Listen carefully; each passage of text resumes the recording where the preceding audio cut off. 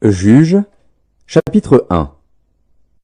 Après la mort de Josué, les enfants d'Israël consultèrent l'Éternel en disant: Qui de nous montera le premier contre les Cananéens pour les attaquer? L'Éternel répondit: Juda montera. Voici, j'ai livré le pays entre ses mains. Et Juda dit à Siméon, son frère: Monte avec moi dans le pays qui m'est échu par le sort, et nous combattrons les Cananéens. J'irai aussi avec toi dans celui qui t'est tombé en partage. Et Siméon alla avec lui. Juda monta, et l'Éternel livra entre leurs mains les Cananéens et les Phéréziens. Ils bâtirent 10 000 hommes à Bézek. Ils trouvèrent Adoni-Bézek à Bézek, ils l'attaquèrent, et ils bâtirent les Cananéens et les Phéréziens. Adoni-Bézek prit la fuite. Mais ils le poursuivirent et le saisirent, et ils lui coupèrent les pouces des mains et des pieds. Adoni-Bézek dit: 70 rois, ayant les pouces des mains et des pieds coupés, ramassaient sous ma table. Dieu me rend ce que j'ai fait.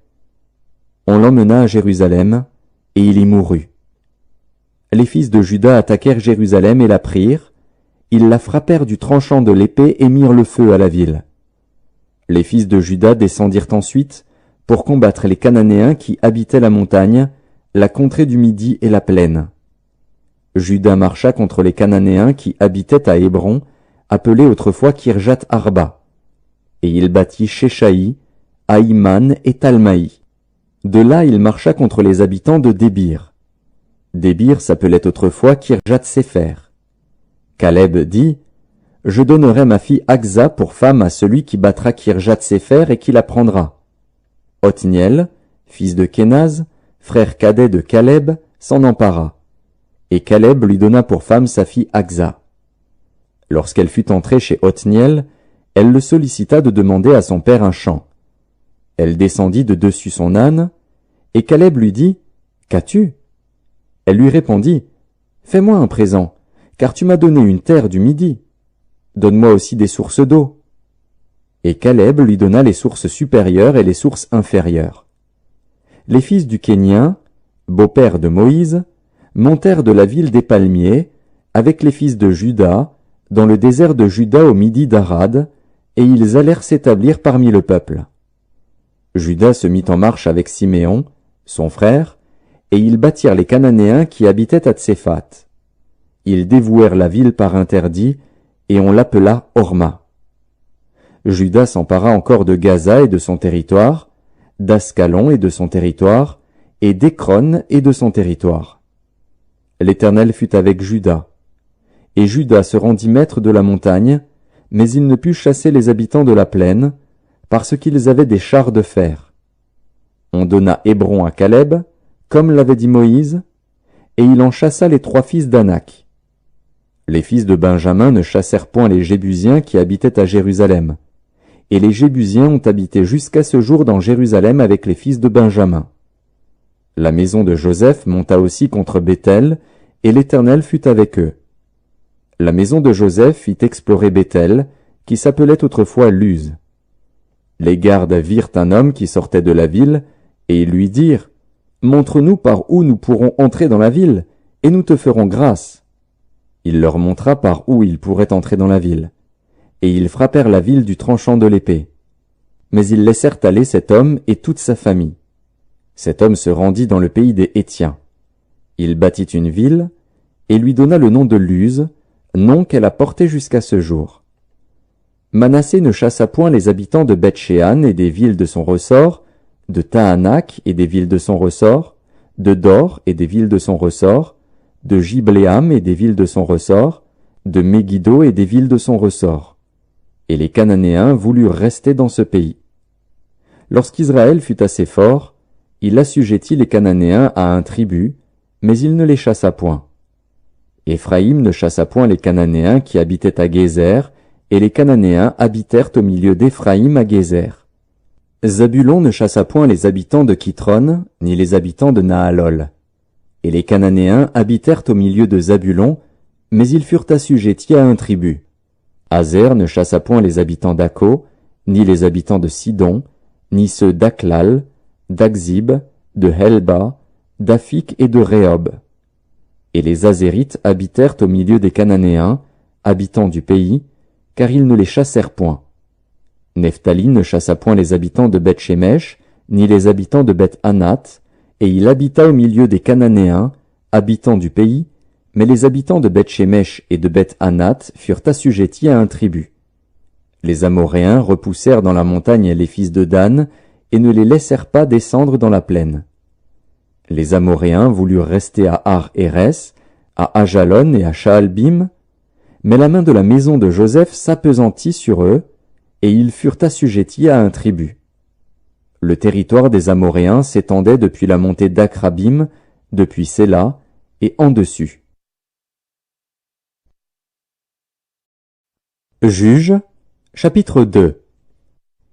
Un envoyé de l'Éternel monta de Gilgal à Bokim, et dit, « Je vous ai fait monter hors d'Égypte, et je vous ai amené dans le pays que j'ai juré à vos pères de vous donner. J'ai dit, jamais je ne romprai mon alliance avec vous. Et vous, vous ne traiterez point alliance avec les habitants de ce pays, vous renverserez leurs autels. Mais vous n'avez point obéi à ma voix. Pourquoi avez-vous fait cela?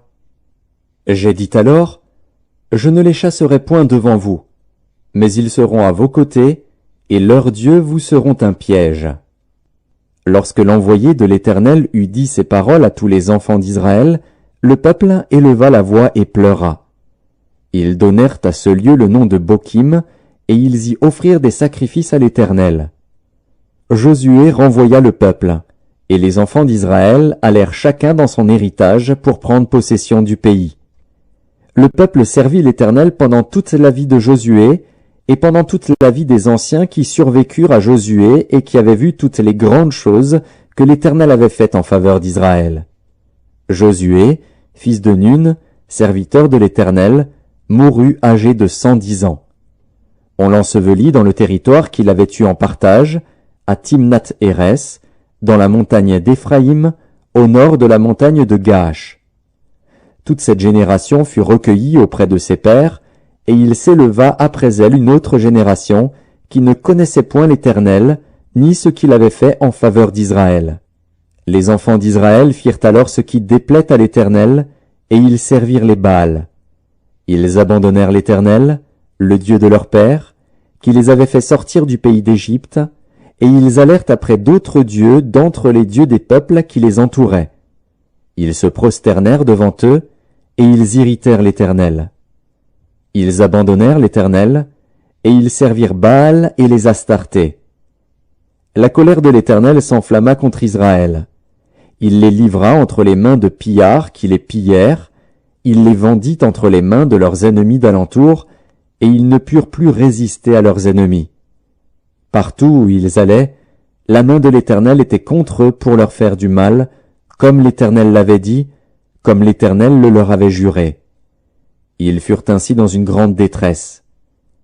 L'Éternel suscita des juges, afin qu'ils les délivrassent de la main de ceux qui les pillaient. Mais ils n'écoutèrent pas même leurs juges, car ils se prostituèrent à d'autres dieux, se prosternèrent devant eux. Ils se détournèrent promptement de la voie qu'avaient suivie leur père, et ils n'obéirent point comme eux au commandement de l'Éternel. Lorsque l'Éternel leur suscitait des juges, l'Éternel était avec le juge, et il les délivrait de la main de leurs ennemis pendant toute la vie du juge. Car l'Éternel avait pitié de leurs gémissements contre ceux qui les opprimaient et les tourmentaient. Mais, à la mort du juge, ils se corrompaient de nouveau plus que leur père, en allant après d'autres dieux pour les servir et se prosterner devant eux, et ils persévéraient dans la même conduite et le même endurcissement. Alors la colère de l'Éternel s'enflamma contre Israël, et il dit, « Puisque cette nation a transgressé mon alliance que j'avais prescrite à ses pères, et puisqu'ils n'ont point obéi à ma voix, je ne chasserai plus devant eux aucune des nations que Josué laissa quand il mourut. C'est ainsi que je mettrai par elles Israël à l'épreuve, pour savoir s'ils prendront garde ou non de suivre la voie de l'Éternel, comme leurs pères y ont pris garde. » Et l'Éternel laissa en repos ces nations qu'il n'avait pas livrées entre les mains de Josué, et il ne se hâta point de les chasser. Juges, chapitre 3. Voici les nations que l'Éternel laissa pour éprouver par elles Israël, tous ceux qui n'avaient pas connu toutes les guerres de Canaan. Il voulait seulement que les générations des enfants d'Israël connussent et apprissent la guerre, ceux qui ne l'avaient pas connue auparavant.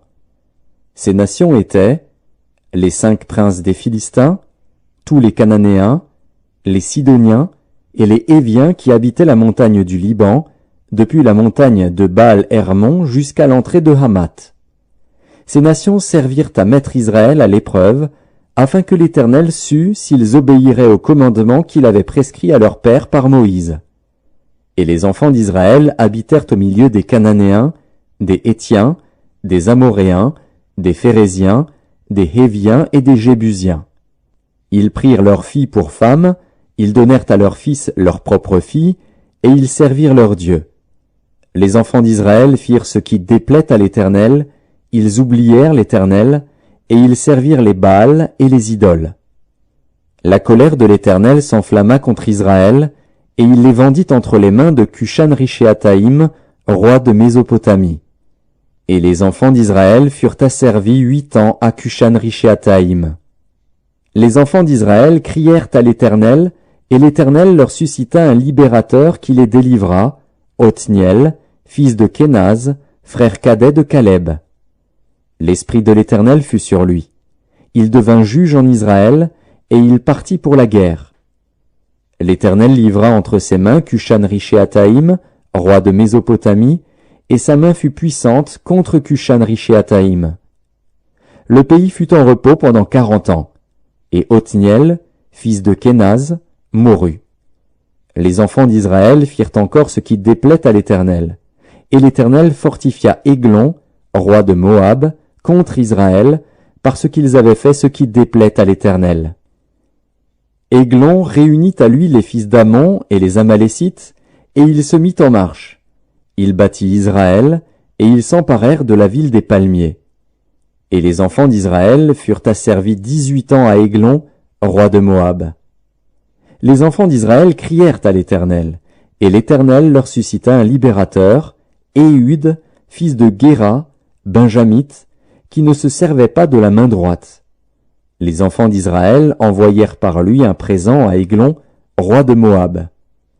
Éhud se fit une épée à 2 tranchants, longue d'une coudée, et il la ceignit sous ses vêtements, au côté droit. Il offrit le présent à Églon, roi de Moab. Or Églon était un homme très gras. Lorsqu'il eut achevé d'offrir le présent, il renvoya les gens qui l'avaient apporté. Il revint lui-même depuis les carrières près de Gilgal, et il dit, « Ô roi, j'ai quelque chose de secret à te dire. » Le roi dit, « Silence !» Et tous ceux qui étaient auprès de lui sortirent. Éhud l'aborda comme il était assis seul dans sa chambre d'été, et il dit, « J'ai une parole de Dieu pour toi. » Églon se leva de son siège. Alors Éhud avança la main gauche, tira l'épée de son côté droit, et la lui enfonça dans le ventre. La poignée même entra après la lame, et la graisse se referma autour de la lame, car il ne retira pas du ventre l'épée, qui sortit par derrière. Éhud sortit par le portique, ferma sur lui les portes de la chambre haute, et tira le verrou. Quand il fut sorti, les serviteurs du roi vinrent et regardèrent, et voici, les portes de la chambre haute étaient fermées au verrou. Ils dirent, « Sans doute il se couvre les pieds dans la chambre d'été. » Ils attendirent longtemps, et comme ils n'ouvraient pas les portes de la chambre haute, ils prirent la clé et ouvrirent, et voici, leur maître était mort, étendu par terre. Pendant leur délai, Éhud prit la fuite, dépassa les carrières, et se sauva à Seïra. Dès qu'il fut arrivé, il sonna de la trompette dans la montagne d'Éphraïm. Les enfants d'Israël descendirent avec lui de la montagne, et il se mit à leur tête. Il leur dit, « Suivez-moi, car l'Éternel a livré entre vos mains les Moabites, vos ennemis. » Ils descendirent après lui, s'emparèrent des gués du Jourdain vis-à-vis de Moab, et ne laissèrent passer personne. Ils battirent dans ce temps-là environ 10 000 hommes de Moab, tous robustes, tous vaillants, et pas un n'échappa. En ce jour, Moab fut humilié sous la main d'Israël, et le pays fut en repos pendant 80 ans. Après lui, il y eut Shamgar, fils d'Anath. Il battit 600 hommes des Philistins avec un aiguillon à bœuf, et lui aussi fut un libérateur d'Israël. Juges, chapitre 4. Les enfants d'Israël firent encore ce qui déplaît à l'Éternel, après qu'Éhud fut mort. Et l'Éternel les vendit entre les mains de Jabin, roi de Canaan, qui régnait à Hatsor. Le chef de son armée était Sisera, et habitait à Haroshet Goïm. Les enfants d'Israël crièrent à l'Éternel, car Jabin avait 900 chars de fer, et il opprimait avec violence les enfants d'Israël depuis 20 ans. Dans ce temps-là, Déborah, prophétesse, femme de Lapidoth, était juge en Israël. Elle siégeait sous le palmier de Déborah, entre Rama et Béthel, dans la montagne d'Éphraïm. Et les enfants d'Israël montaient vers elle pour être jugés. Elle envoya appeler Barak, fils d'Abinoam, de Kédesh Nephtali, et elle lui dit, « N'est-ce pas l'ordre qu'a donné l'Éternel, le Dieu d'Israël? Va, dirige-toi sur le mont Tabor, et prends avec toi 10 000 hommes des enfants de Nephtali et des enfants de Zabulon. J'attirerai vers toi, au torrent de Kison, Sisera, chef de l'armée de Jabin, avec ses chars et ses troupes, et je le livrerai entre tes mains. » Barak lui dit, « Si tu viens avec moi, j'irai, mais si tu ne viens pas avec moi, je n'irai pas. » Elle répondit, « J'irai bien avec toi, mais tu n'auras point de gloire sur la voie où tu marches, car l'Éternel livrera Sisera entre les mains d'une femme. » Et Déborah se leva, et elle se rendit avec Barak à Kédesh. Barak convoqua Zabulon et Nephtali à Kédesh. 10 000 hommes marchèrent à sa suite, et Déborah partit avec lui. Héber, le Kénien, s'était séparé des Kéniens, des fils de Hobab, beau-père de Moïse, et il avait dressé sa tente jusqu'aux chênes de Tsahanaïm, près de Kédesh. On informa Sisera que Barak, fils d'Abinoam, s'était dirigé sur le mont Tabor. Et, depuis Haroshet Goïm, Sisera rassembla vers le torrent de Kison tous ses chars, 900 chars de fer, et tout le peuple qui était avec lui. Alors Déborah dit à Barak, « Lève-toi, car voici le jour où l'Éternel livre à Sisera entre tes mains. L'Éternel ne marche-t-il pas devant toi ?» Et Barak descendit du mont Tabor, ayant 10 000 hommes à sa suite. L'Éternel mit en déroute devant Barak, par le tranchant de l'épée, Sisera, tous ses chars et tout le camp. Sisera descendit de son char et s'enfuit à pied. Barak poursuivit les chars et l'armée jusqu'à Haroshet Goïm, et toute l'armée de Sisera tomba sous le tranchant de l'épée sans qu'il en restât un seul homme. Sisera se réfugia à pied dans la tente de Jaël, femme de Héber, le Kénien, car il y avait paix entre Jabin, roi de Hatsor, et la maison de Héber, le Kénien.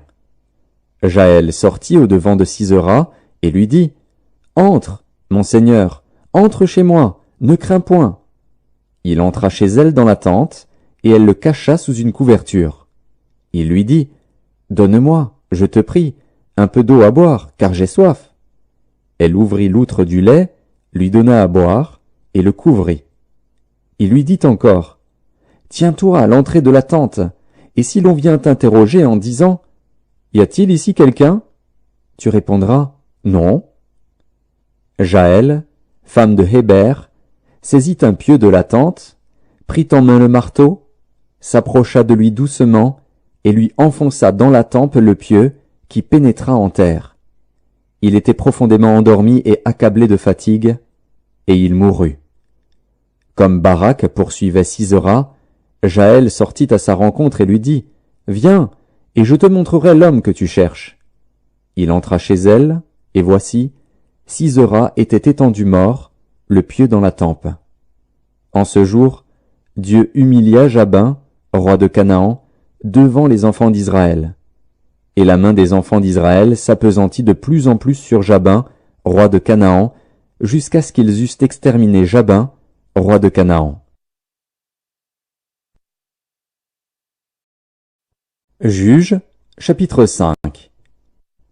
En ce jour-là, Déborah chanta ce cantique avec Barak, fils d'Abinoam. Des chefs se sont mis à la tête du peuple en Israël, et le peuple s'est montré prêt à combattre. Bénissez-en l'Éternel. Roi, écoutez. Prince, prêtez l'oreille. Je chanterai, oui, je chanterai à l'Éternel. Je chanterai à l'Éternel, le Dieu d'Israël. Ô Éternel, quand tu sortis de Séhir, quand tu t'avanças des champs d'Édom, la terre trembla, et les cieux se fondirent et les nuées se fondirent en eau. Les montagnes s'ébranlèrent devant l'Éternel, ce Sinaï devant l'Éternel, le Dieu d'Israël. Au temps de Shamgar, fils d'Anath, au temps de Jaël, les routes étaient abandonnées, et ceux qui voyageaient prenaient des chemins détournés. Les chefs étaient sans force en Israël, sans force, quand je me suis levé, moi, Déborah, quand je me suis levé comme une mère en Israël. Il avait choisi de nouveaux dieux. Alors la guerre était aux portes. On ne voyait ni bouclier, ni lance chez 40 milliers en Israël. Mon cœur est aux chefs d'Israël, à ceux du peuple qui se sont montrés prêts à combattre. Bénissez l'Éternel. Vous qui montez de blanches ânesses, vous qui avez pour siège des tapis, et vous qui marchez sur la route, chantez. Que de leur voix les archers, du milieu des abreuvoirs, célèbrent les bienfaits de l'Éternel, les bienfaits de son conducteur en Israël. Alors le peuple de l'Éternel descendit aux portes. Réveille-toi, réveille-toi, Déborah. Réveille-toi, réveille-toi, dis un cantique. Lève-toi, Barak, et emmène tes captifs, fils d'Abinoam. Alors un reste du peuple triompha des puissants, l'Éternel me donna la victoire sur les héros. D'Éphraïm arrivèrent les habitants d'Amalek. À ta suite marcha Benjamin parmi ta troupe. De Makir vinrent des chefs, et de Zabulon des commandants. Les princes d'Issachar furent avec Déborah, et Issachar suivit Barak. Il fut envoyé sur ses pas dans la vallée. Près des ruisseaux de Ruben, grandes furent les résolutions du cœur. Pourquoi es-tu resté au milieu des étables à écouter le bêlement des troupeaux? Au ruisseau de Ruben, grandes furent les délibérations du cœur. Galaad, au-delà du Jourdain, n'a pas quitté sa demeure. Pourquoi Dan s'est-il tenu sur les navires? Azer s'est assis sur le rivage de la mer et s'est reposé dans ses ports. Zabulon est un peuple qui affronta la mort, et Nephtali de même, sur les hauteurs des champs. Les rois vinrent, ils combattirent, alors combattirent les rois de Canaan, à Tahanak, aux eaux de Megiddo. Ils ne remportèrent nul butin, nul argent. Des cieux ont combattu, de leurs sentiers les étoiles combattirent contre Sisera. Le torrent de Kison les a entraînés, le torrent des anciens temps, le torrent de Kison. Mon âme, foule aux pieds les héros. Alors les talons des chevaux retentirent, à la fuite précipités de leurs guerriers. Maudissez mes roses, dit l'ange de l'Éternel, maudissez, maudissez ses habitants, car ils ne vinrent pas au secours de l'Éternel, parmi les hommes vaillants. Béni soit entre les femmes Jaël, femme de Héber, le Kénien. Bénie soit-elle entre les femmes qui habitent sous les tentes. Il demanda de l'eau, elle a donné du lait, dans la coupe d'honneur elle a présenté de la crème. D'une main elle a saisi le pieu, et de sa droite le marteau des travailleurs. Elle a frappé Sisera, lui a fendu la tête, fracassé et transpercé la tempe. Au pied de Jaël il s'est affaissé, il est tombé, il s'est couché. À ses pieds il s'est affaissé, il est tombé. Là où il s'est affaissé, là il est tombé sans vie. Par la fenêtre, à travers le treillis, la mère de Sisera regarde et s'écrie « Pourquoi son char tarde-t-il à venir? Pourquoi ses chars vont-ils si lentement ?» Les plus sages d'entre ces femmes lui répondent, et elle se répond à elle-même « Ne trouve-t-il pas du butin? Ne le partage-t-il pas? Une jeune fille, 2 jeunes filles par homme, du butin en vêtements de couleur pour Sisera, du butin en vêtements de couleur, brodé, un vêtement de couleur, 2 vêtements brodés, pour le cou du vainqueur. Périssent ainsi tous tes ennemis, ô Éternel. Ceux qui l'aiment sont comme le soleil, quand il paraît dans sa force.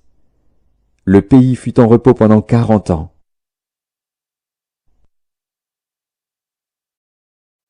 Juges, chapitre 6. Les enfants d'Israël firent ce qui déplaît à l'Éternel, et l'Éternel les livra entre les mains de Madian pendant 7 ans. La main de Madian fut puissante contre Israël. Pour échapper à Madian, les enfants d'Israël se retiraient dans les ravins des montagnes, dans les cavernes et sur les rochers fortifiés. Quand Israël avait semé, Madian montait avec Amalek et les fils de l'Orient, et il marchait contre lui. Il campait en face de lui, détruisait les productions du pays jusque vers Gaza, et ne laissait en Israël ni vivres, ni brebis, ni bœufs, ni ânes. Car ils montaient avec leurs troupeaux et leurs tentes, ils arrivaient comme une multitude de sauterelles, ils étaient innombrables, eux et leurs chameaux, et ils venaient dans le pays pour le ravager. Israël fut très malheureux à cause de Madian, et les enfants d'Israël crièrent à l'Éternel. Lorsque les enfants d'Israël crièrent à l'Éternel au sujet de Madian, l'Éternel envoya un prophète aux enfants d'Israël. Il leur dit, « Ainsi parle l'Éternel, le Dieu d'Israël. Je vous ai fait monter d'Égypte, et je vous ai fait sortir de la maison de servitude. Je vous ai délivré de la main des Égyptiens et de la main de tous ceux qui vous opprimaient. Je les ai chassés devant vous, et je vous ai donné leur pays. Je vous ai dit, je suis l'Éternel, votre Dieu. Vous ne craindrez point les dieux des Amoréens, dans le pays desquels vous habitez. Mais vous n'avez point écouté ma voix. Puis vint l'ange de l'Éternel, et il s'assit sous le térébinthe d'Ophra, qui appartenait à Joas, de la famille d'Abiézer.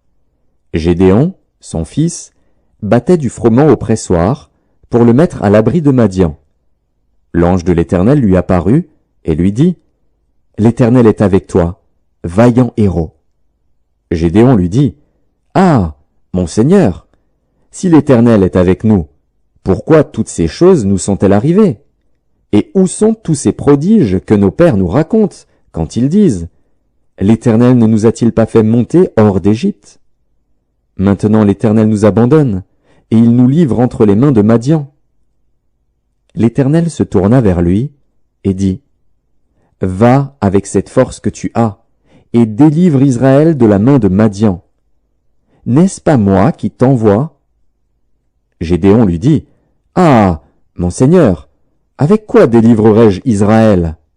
Voici, ma famille est la plus pauvre en Manassé, et je suis le plus petit dans la maison de mon père. » L'Éternel lui dit, « Mais je serai avec toi, et tu battras Madian comme un seul homme. » Gédéon lui dit, « Si j'ai trouvé grâce à tes yeux, donne-moi un signe pour montrer que c'est toi qui me parles. Ne t'éloigne point d'ici jusqu'à ce que je revienne auprès de toi, que j'apporte mon offrande, et que je la dépose devant toi. » Et l'Éternel dit, « Je resterai jusqu'à ce que tu reviennes. » Gédéon entra, prépara un chevreau, et fit avec un épha de farine des pains sans levain. Il mit la chair dans un panier et le jus dans un pot, les lui apporta sous le térébinthe, et les présenta.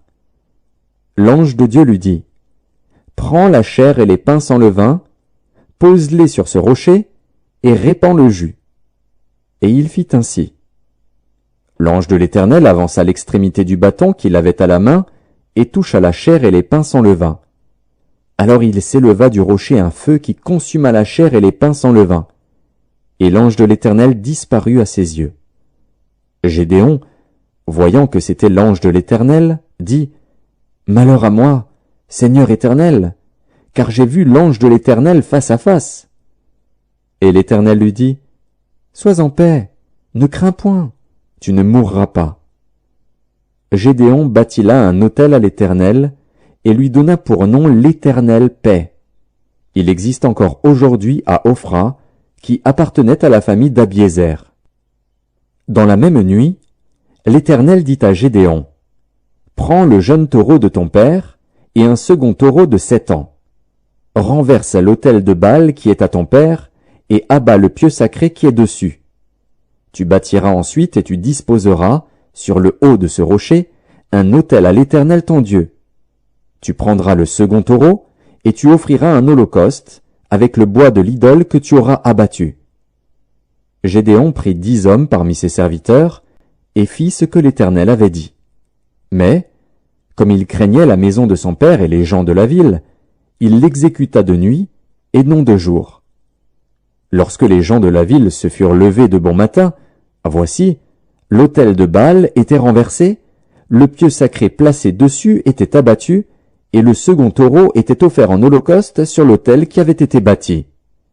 Ils se dirent l'un à l'autre, « Qui a fait cela ?» Et ils s'informèrent et firent des recherches. On leur dit, « C'est Gédéon, fils de Joas, qui a fait cela. » Alors les gens de la ville dirent à Joas, « Fais sortir ton fils, et qu'il meure, car il a renversé l'autel de Baal et abattu le pieu sacré qui était dessus. » Joas répondit à tous ceux qui se présentèrent à lui, « Est-ce à vous de prendre parti pour Baal? Est-ce à vous de venir à son secours? Quiconque prendra parti pour Baal mourra avant que le matin vienne. Si Baal est un dieu, qu'il plaide lui-même sa cause, puisqu'on a renversé son autel. » Et en ce jour l'on donna à Gédéon le nom de Jérubbaal, en disant, « Que Baal plaide contre lui, puisqu'il a renversé son autel. » Tout Madian, Amalek et les fils de l'Orient se rassemblèrent. Ils passèrent le Jourdain et campèrent dans la vallée de Jizréel. Gédéon fut revêtu de l'Esprit de l'Éternel. Il sonna de la trompette, et Abiézer fut convoqué pour marcher à sa suite. Il envoya des messagers dans tout Manassé, qui fut aussi convoqué pour marcher à sa suite. Il envoya des messagers dans Azer, dans Zabulon et dans Nephtali, qui montèrent à leur rencontre.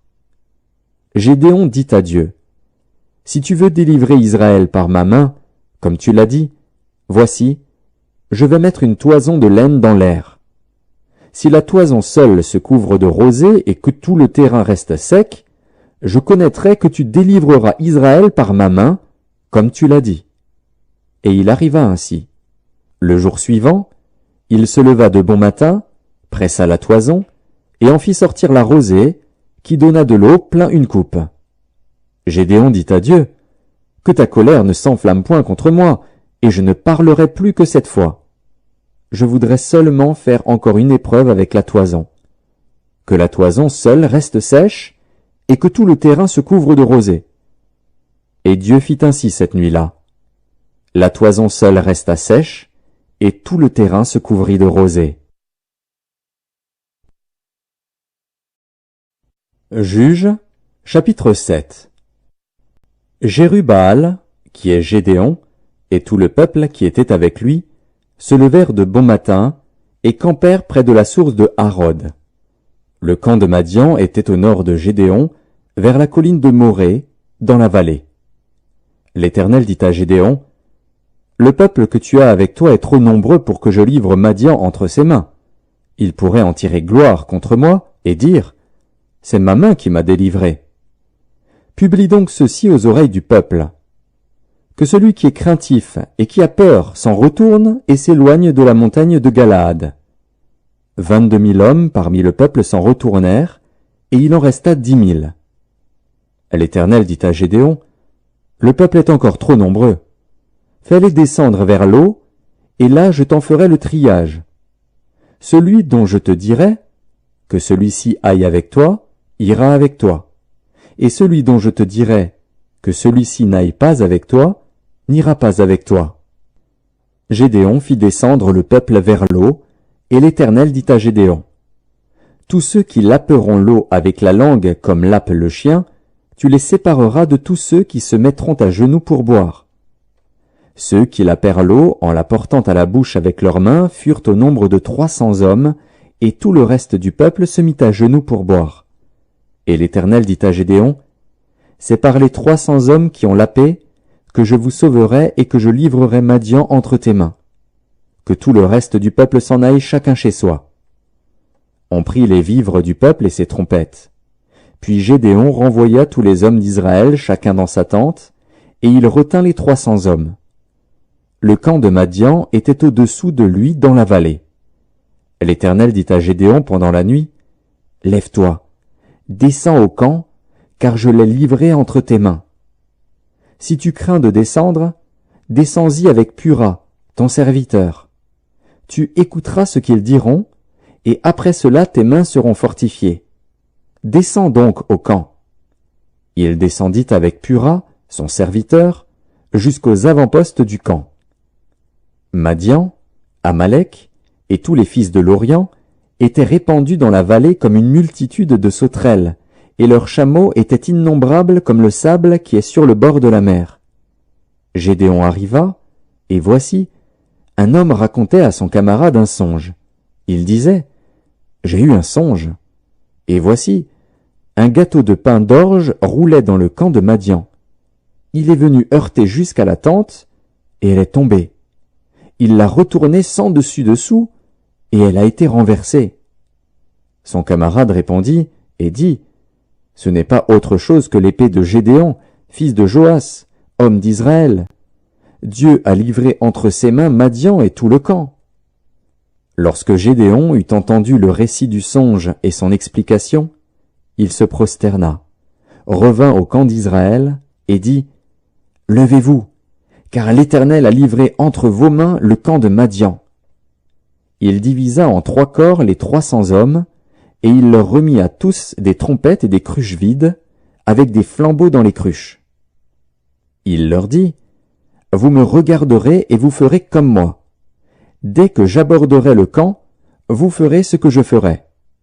Et quand je sonnerai de la trompette, moi et tous ceux qui seront avec moi, vous sonnerez aussi de la trompette tout autour du camp, et vous direz, « Pour l'Éternel et pour Gédéon. » Gédéon et les 100 hommes qui étaient avec lui arrivèrent aux abords du camp au commencement de la veille du milieu, comme on venait de placer les gardes.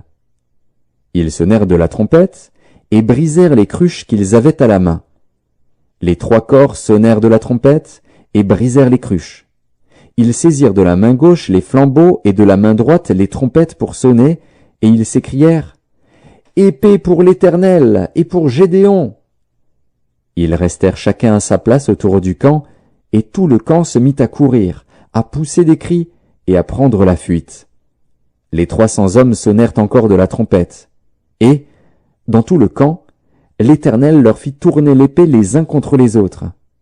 Le camp s'enfuit jusqu'à Beth-Shitta vers Tseréra, jusqu'au bord d'Abel-Méhola près de Tabat. Les hommes d'Israël se rassemblèrent, ceux de Nephtali, d'Azer et de tout Manassé, et ils poursuivirent Madian. Gédéon envoya des messagers dans toute la montagne d'Éphraïm pour dire « Descendez à la rencontre de Madian et coupez-leur le passage des eaux jusqu'à Beth-Bara et celui du Jourdain. » Tous les hommes d'Éphraïm se rassemblèrent et ils s'emparèrent du passage des eaux jusqu'à Beth-Bara et de celui du Jourdain. Ils saisirent 2 chefs de Madian, Oreb et Zib. Ils tuèrent Oreb au rocher d'Oreb, et ils tuèrent Zib au pressoir de Zib. Ils poursuivirent Madian, et ils apportèrent les têtes d'Oreb et de Zib à Gédéon de l'autre côté du Jourdain.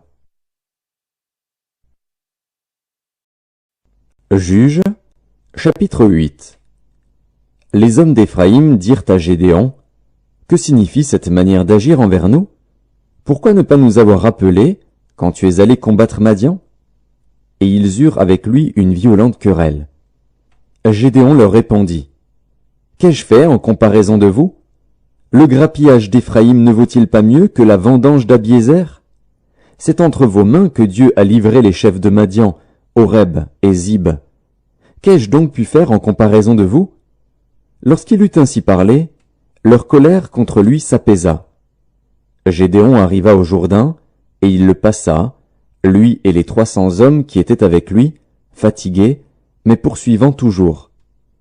Il dit aux gens de Sukkot, « Donnez, je vous prie, quelque pain au peuple qui m'accompagne, car ils sont fatigués, et je suis à la poursuite de Zébar et de Tsalmuna, roi de Madian. » Les chefs de Sukkot répondirent, « La main de Zébar et de Tsalmuna est-elle déjà en ton pouvoir, pour que nous donnions du pain à ton armée? » Et Gédéon dit, « Eh bien, lorsque l'Éternel aura livré entre mes mains Zébar et Tsalmuna, je broierai votre chair avec des épines du désert et avec des chardons. » De là il monta à Pénuel, et il fit aux gens de Pénuel la même demande. Ils lui répondirent comme avaient répondu ceux de Succoth. Et il dit aussi aux gens de Pénuel, « Quand je reviendrai en paix, je renverserai cette tour. » Dzebar et Tsalmuna étaient à Karkor et leur armée avec eux, environ 15 000 hommes, tous ceux qui étaient restés de l'armée entière des fils de l'Orient. 120 000 hommes tirant l'épée avaient été tués. Gédéon monta par le chemin de ceux qui habitent sous les tentes, à l'orient de Nobar et de Jogbéa, et il battit l'armée qui se croyait en sûreté. Dzebar et Tsalmuna prirent la fuite. Gédéon les poursuivit, il s'empara des 2 rois de Madian, Dzebar et Tsalmuna, et il mit en déroute toute l'armée. Gédéon, fils de Joas, revint de la bataille par la montée de Hérès. Il saisit d'entre les gens de Succoth un jeune homme qui l'interrogea, et qui lui mit par écrit les noms des chefs et des anciens de Succoth, 77 hommes. Puis il vint auprès des gens de Succoth, et dit, « Voici Dzebar et Tsalmuna, au sujet desquels vous m'avez insulté, en disant, « La main de Dzebar et de Tsalmuna est-elle déjà en ton pouvoir, pour que nous donnions du pain à tes hommes fatigués ?» Et il prit les anciens de la ville, et châtia les gens de Succoth avec des épines du désert et avec des chardons. Il renversa aussi la tour de Pénuel, et tua les gens de la ville. Il dit à Dzebar et à Tsalmuna, « Comment étaient les hommes que vous avez tués au Tabor ?» Ils répondirent, « Ils étaient comme toi, chacun avait l'air d'un fils de roi. » Il dit, « C'étaient mes frères, fils de ma mère. L'Éternel est vivant, si vous les eussiez laissés vivre, je ne vous tuerais pas. » Et il dit à Jéter, son premier-né, « Lève-toi, tue-les. » Mais le jeune homme ne tira point son épée, parce qu'il avait peur, car il était encore un enfant. Dzebar et Tsalmuna dirent, « Lève-toi toi-même, et tue-nous, car tel est l'homme, telle est sa force. » Et Gédéon se leva, et tua Dzebar et Tsalmuna. Il prit ensuite les croissants qui étaient au cou de leurs chameaux. Les hommes d'Israël dirent à Gédéon, « Domine sur nous, et toi, et ton fils, et le fils de ton fils, car tu nous as délivrés de la main de Madian. » Gédéon leur dit, « Je ne dominerai point sur vous, et mes fils ne domineront point sur vous. C'est l'Éternel qui dominera sur vous. » Gédéon leur dit, « J'ai une demande à vous faire. Donnez-moi chacun les anneaux que vous avez eus pour butin. » Les ennemis avaient des anneaux d'or, car ils étaient ismaélites. Ils dirent, « Nous les donnerons volontiers. » Et ils étendirent un manteau, sur lequel chacun jeta les anneaux de son butin. Le poids des anneaux d'or que demanda Gédéon fut de 1700 cycles d'or, sans les croissants, les pendants d'oreilles, et les vêtements de pourpre que portaient les rois de Madian, et sans les colliers qui étaient au cou de leurs chameaux. Gédéon en fit un éphod, et il le plaça dans sa ville, à Ophra, où il devint l'objet des prostitutions de tout Israël. Et il fut un piège pour Gédéon et pour sa maison. Madian fut humilié devant les enfants d'Israël, et il ne leva plus la tête. Et le pays fut en repos pendant 40 ans, durant la vie de Gédéon. Jérubbaal, fils de Joas, s'en retourna, et demeura dans sa maison. Gédéon eut 70 fils, issus de lui, car il eut plusieurs femmes. Sa concubine, qui était à Sichem, lui enfanta aussi un fils, à qui on donna le nom d'Abimélec. Gédéon, fils de Joas, mourut après une heureuse vieillesse, et il fut enterré dans le sépulcre de Joas, son père, à Ophra, qui appartenait à la famille d'Abiézer.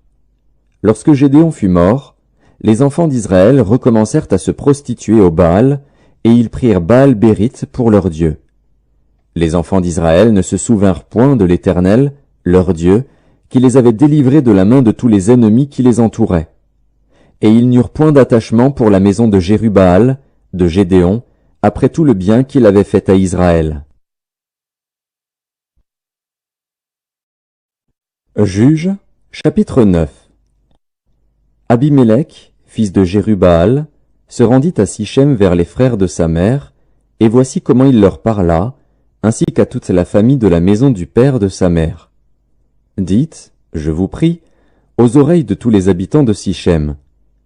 Vaut-il mieux pour vous que 70 hommes, tous fils de Jérubbaal, dominent sur vous, ou qu'un seul homme domine sur vous?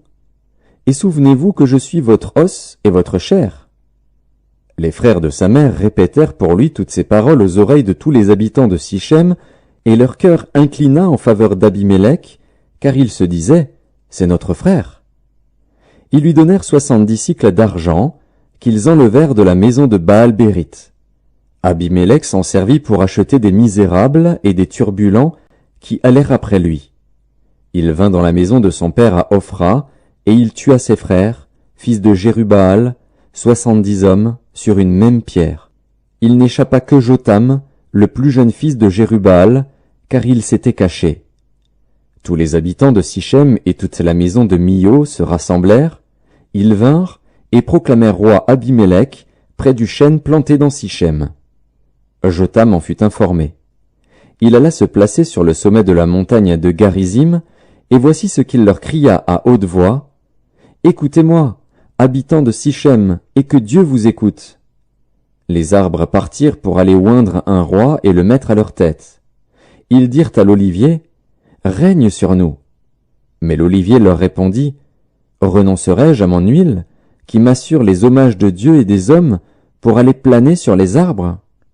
Et les arbres dirent au figuier, « Viens, toi, règne sur nous. » Mais le figuier leur répondit, « Renoncerai-je à ma douceur et à mon excellent fruit, pour aller planer sur les arbres ?» Et les arbres dirent à la vigne, « Viens, toi, règne sur nous. » Mais la vigne leur répondit, « Renoncerai-je à mon vin, qui réjouit Dieu et les hommes, pour aller planer sur les arbres ?»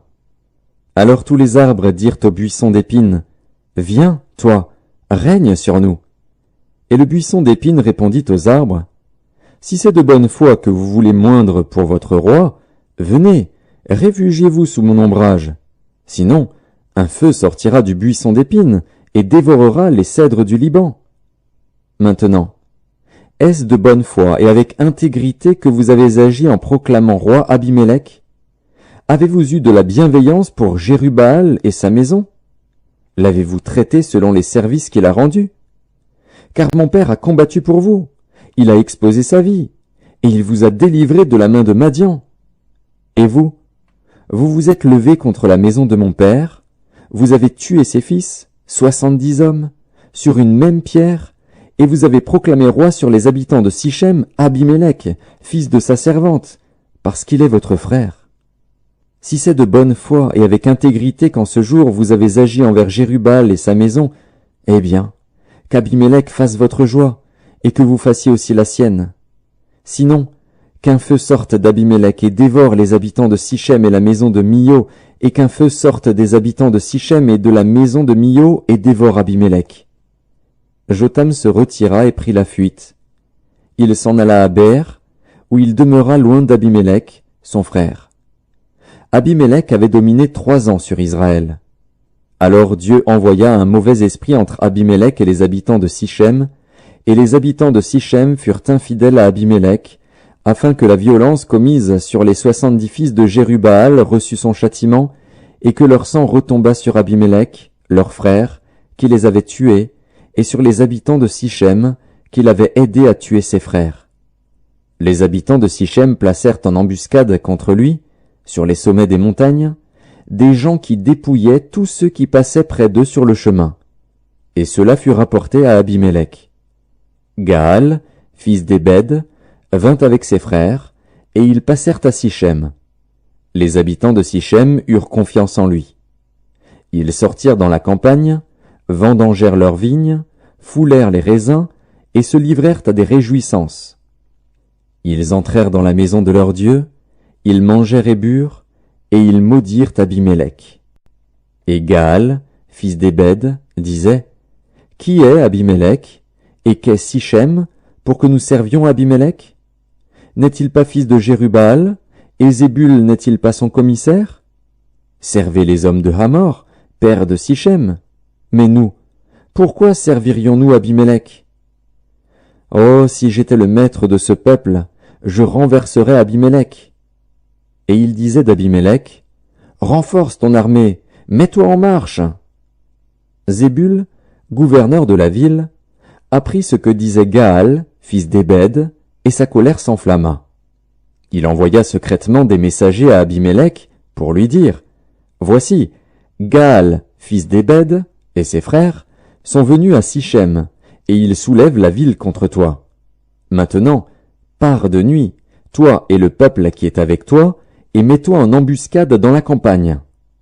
Le matin, au lever du soleil, tu fondras avec impétuosité sur la ville. Et lorsque Gaal et le peuple qui est avec lui sortiront contre toi, tu lui feras ce que tes forces permettront. » Abimélec et tout le peuple qui était avec lui partirent de nuit, et ils se mirent en embuscade près de Sichem, divisés en 4 corps. Gaal, fils d'Ébed, sortit, et il se tint à l'entrée de la porte de la ville. Abimélec et tout le peuple qui était avec lui se levèrent alors de l'embuscade.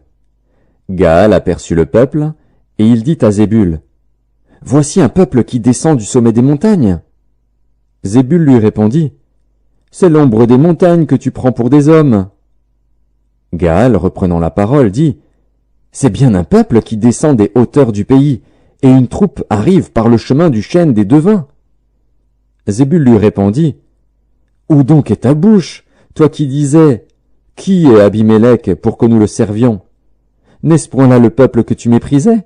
Marche maintenant, livre-lui bataille. » Gaal s'avança à la tête des habitants de Sichem et livra bataille à Abimélec. Poursuivi par Abimélec, il prit la fuite devant lui, et beaucoup d'hommes tombèrent morts jusqu'à l'entrée de la porte. Abimélec s'arrêta à Aruma, et Zébul chassa Gaal et ses frères, qui ne purent rester à Sichem. Le lendemain, le peuple sortit dans la campagne. Abimélec, qui en fut informé, prit sa troupe, la partagea en 3 corps, et se mit en embuscade dans la campagne. Ayant vu que le peuple sortait de la ville, il se leva contre eux et les battit. Abimélec et les corps qui étaient avec lui se portèrent en avant et se placèrent à l'entrée de la porte de la ville. 2 de ces corps se jetèrent sur tous ceux qui étaient dans la campagne et les battirent. Abimélec attaqua la ville pendant toute la journée, il s'en empara et tua le peuple qui s'y trouvait. Puis il rasa la ville et y sema du sel. À cette nouvelle, tous les habitants de la tour de Sichem se rendirent dans la forteresse de la maison du dieu Bérith. On avertit Abimélec que tous les habitants de la tour de Sichem s'y étaient rassemblés. Alors Abimélec monta sur la montagne de Tsalmon, lui et tout le peuple qui était avec lui. Il prit en main une hache, coupa une branche d'arbre, l'enleva et la mit sur son épaule. Ensuite il dit au peuple qui était avec lui, « Vous avez vu ce que j'ai fait? Hâtez-vous de faire comme moi. » Et ils coupèrent chacun une branche, et suivirent Abimélec. Ils placèrent les branches contre la forteresse, et l'incendièrent avec ceux qui y étaient. Ainsi périrent tous les gens de la tour de Sichem, au nombre d'environ 1000, hommes et femmes. Abimélec marcha contre Thébets. Il assiégea Thébets, et s'en empara. Il y avait au milieu de la ville une forte tour, où se réfugièrent tous les habitants de la ville, hommes et femmes. Ils fermèrent sur eux, et montèrent sur le toit de la tour.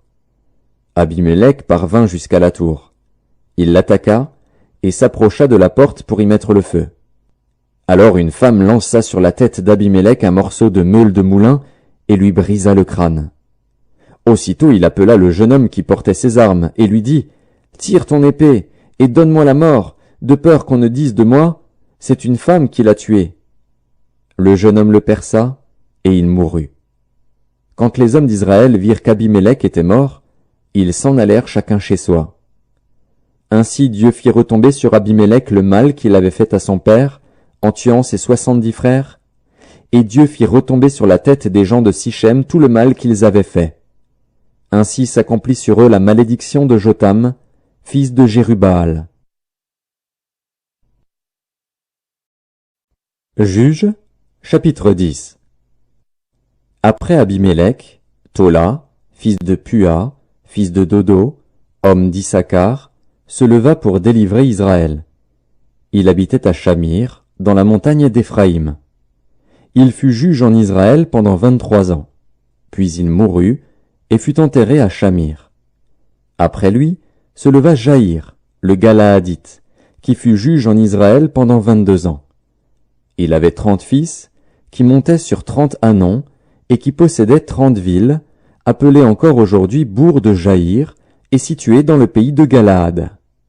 Et Jaïr mourut, et fut enterré à Camon. Les enfants d'Israël firent encore ce qui déplaît à l'Éternel. Ils servirent les Baals et les Astartés, les dieux de Syrie, les dieux de Sidon, les dieux de Moab, les dieux des fils d'Ammon, et les dieux des Philistins, et ils abandonnèrent l'Éternel et ne le servirent plus. La colère de l'Éternel s'enflamma contre Israël, et il les vendit entre les mains des Philistins et entre les mains des fils d'Ammon. Ils opprimèrent et écrasèrent les enfants d'Israël cette année-là, et pendant 18 ans tous les enfants d'Israël qui étaient de l'autre côté du Jourdain dans le pays des Amoréens en Galaad. Les fils d'Ammon passèrent le Jourdain pour combattre aussi contre Juda, contre Benjamin et contre la maison d'Éphraïm. Et Israël fut dans une grande détresse. Les enfants d'Israël crièrent à l'Éternel en disant « Nous avons péché contre toi, car nous avons abandonné notre Dieu et nous avons servi les Baals. » L'Éternel dit aux enfants d'Israël « Ne vous ai-je pas délivré des Égyptiens, des Amoréens, des fils d'Ammon, des Philistins? Et lorsque les Sidoniens, Amalek et Maon vous opprimèrent, et que vous criâtes à moi, ne vous ai-je pas délivré de leurs mains?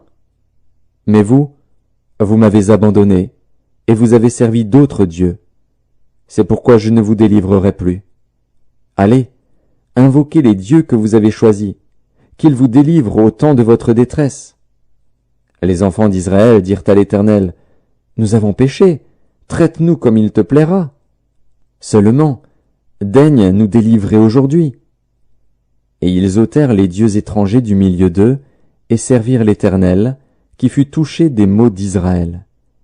Les fils d'Ammon se rassemblèrent et campèrent en Galaad, et les enfants d'Israël se rassemblèrent et campèrent à Mitzpa. Le peuple, les chefs de Galaad se dirent l'un à l'autre, « Quel est l'homme qui commencera l'attaque contre les fils d'Ammon? Il sera chef de tous les habitants de Galaad. » Juges, chapitre 11. Jephthé, le Galaadite, était un vaillant héros. Il était fils d'une femme prostituée, et c'est Galaad qui avait engendré Jephthé. La femme de Galaad lui enfanta des fils qui, devenus grands, chassèrent Jephthé et lui dirent « Tu n'hériteras pas dans la maison de notre père, car tu es fils d'une autre femme. » Et Jephthé s'enfuit loin de ses frères, et il habita dans le pays de Tob.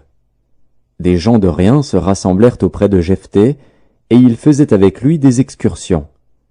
Quelque temps après, les fils d'Ammon firent la guerre à Israël. Et comme les fils d'Ammon faisaient la guerre à Israël, les anciens de Galaad allèrent chercher Jephthé au pays de Tob.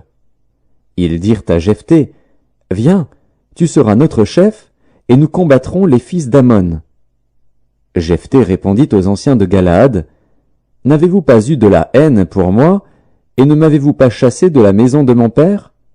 Pourquoi venez-vous à moi maintenant que vous êtes dans la détresse? » Les anciens de Galaad dirent à Jephthé, « Nous revenons à toi maintenant, afin que tu marches avec nous, que tu combattes les fils d'Ammon, et que tu sois notre chef, celui de tous les habitants de Galaad. » Jephthé répondit aux anciens de Galaad, « Si vous me ramenez pour combattre les fils d'Ammon, et que l'Éternel les livre devant moi, je serai votre chef. » Les anciens de Galaad dirent à Jephthé, « Que l'Éternel nous entende, et qu'il juge, si nous ne faisons pas ce que tu dis. » Et Jephthé partit avec les anciens de Galaad. Le peuple le mit à sa tête et l'établit comme chef, et Jephthé répéta devant l'Éternel, à Mitzpa, toutes les paroles qu'il avait prononcées. Jephthé envoya des messagers au roi des fils d'Ammon pour lui dire, « Qu'y a-t-il entre moi et toi, que tu viennes contre moi pour faire la guerre à mon pays? » Le roi des fils d'Ammon répondit aux messagers de Jephthé, « C'est qu'Israël, quand il est monté d'Égypte, s'est emparé de mon pays, depuis l'Arnon jusqu'au Jabbok et au Jourdain. Rends-le maintenant de bon gré. » Jephthé envoya de nouveau des messagers au roi des fils d'Ammon pour lui dire, « Ainsi parle Jephthé. Israël ne s'est point emparé du pays de Moab, ni du pays des fils d'Ammon. Car lorsqu'Israël est monté d'Égypte, il a marché dans le désert jusqu'à la mer Rouge, et il est arrivé à Kadès. Alors Israël envoya des messagers au roi d'Édom pour lui dire « Laisse-moi passer par ton pays. » Mais le roi d'Édom n'y consentit pas. Il en envoya aussi au roi de Moab, qui refusa. Et Israël resta à Kadès. Puis il marcha par le désert, tourna le pays d'Édom et le pays de Moab, et vint à l'orient du pays de Moab. Ils campèrent au-delà de l'Arnon, sans entrer sur le territoire de Moab, car l'Arnon est la frontière de Moab.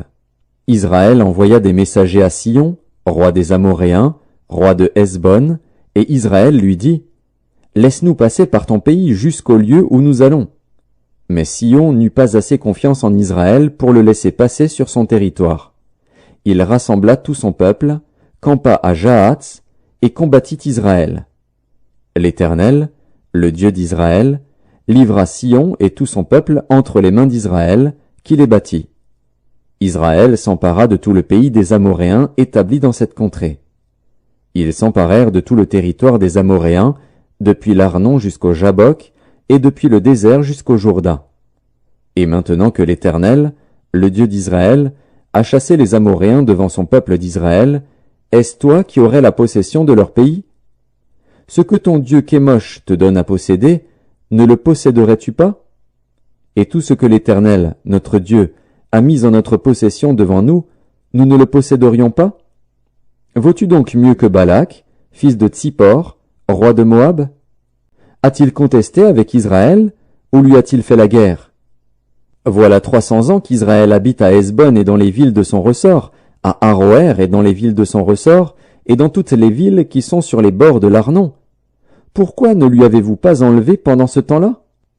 Je ne t'ai point offensé, et tu agis mal avec moi en me faisant la guerre. Que l'Éternel, le juge, soit aujourd'hui juge entre les enfants d'Israël et les fils d'Ammon.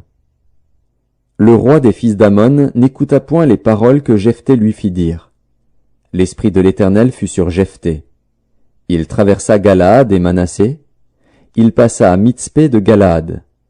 Et de Mitzpé de Galaad, il marcha contre les fils d'Ammon.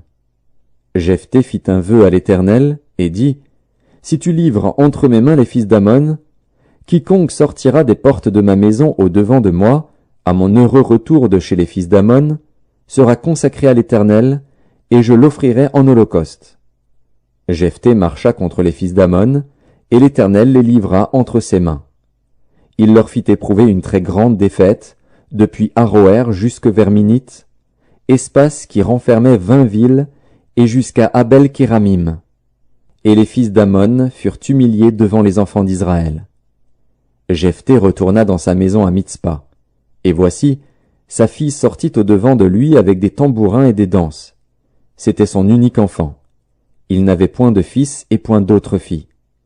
Dès qu'il la vit, il déchira ses vêtements et dit, « Ah, ma fille, tu me jettes dans l'abattement, tu es au nombre de ceux qui me troublent. J'ai fait un vœu à l'Éternel, et je ne puis le révoquer. » Elle lui dit, « Mon père, si tu as fait un vœu à l'Éternel, traite-moi selon ce qui est sorti de ta bouche, maintenant que l'Éternel t'a vengé de tes ennemis, des fils d'Ammon. » Et elle dit à son père, « Que ceci me soit accordé. Laisse-moi libre pendant 2 mois. Je m'en irai, je descendrai dans les montagnes, et je pleurerai ma virginité avec mes compagnes. » Il répondit, « Va. » Et il la laissa libre pour 2 mois. Elle s'en alla avec ses compagnes, et elle pleura sa virginité sur les montagnes. Au bout des 2 mois, elle revint vers son père, et il accomplit sur elle le vœu qu'il avait fait. Elle n'avait point connu d'homme. Dès lors s'établit en Israël la coutume que tous les ans les filles d'Israël s'en vont célébrer la fille de Jephthé, le Galaadite, 4 jours par année. Juges, chapitre 12.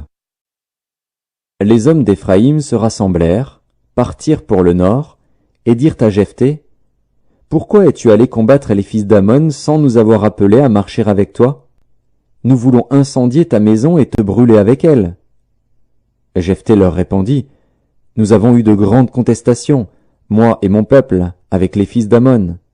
Et quand je vous ai appelés, vous ne m'avez pas délivré de leurs mains. Voyant que tu ne venais pas à mon secours, J'ai exposé ma vie, et j'ai marché contre les fils d'Ammon. L'Éternel les a livrés entre mes mains. Pourquoi donc aujourd'hui montez-vous contre moi pour me faire la guerre?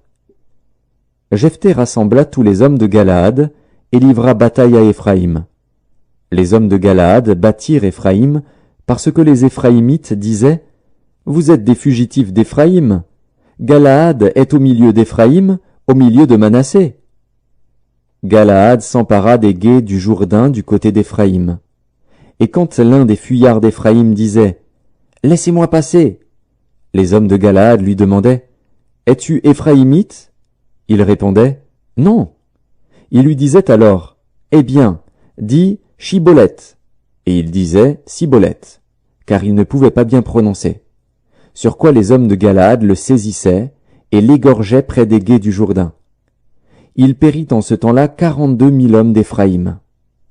Jephthé fut juge en Israël pendant 6 ans, puis Jephthé, le Galaadite, mourut et fut enterré dans l'une des villes de Galaad.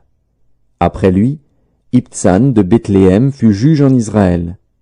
Il eut 30 fils, il maria 30 filles au dehors, et il fit venir pour ses fils 30 filles du dehors. Il fut juge en Israël pendant 7 ans. Puis Ibtsan mourut et fut enterré à Bethléem. Après lui, Élon de Zabulon fut juge en Israël. Il fut juge en Israël pendant 10 ans. Puis Élon de Zabulon mourut et fut enterré à Ajalon dans le pays de Zabulon. Après lui, Abdon, fils d'Hillel, le Piratonite, fut juge en Israël. Il eut 40 fils et 30 petits-fils, qui montaient sur 70 ânons. Il fut juge en Israël pendant 8 ans.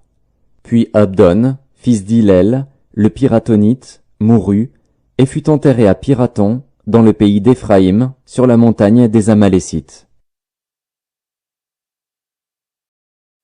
Juges, chapitre 13. Les enfants d'Israël firent encore ce qui déplaît à l'Éternel, et l'Éternel les livra entre les mains des Philistins pendant 40 ans.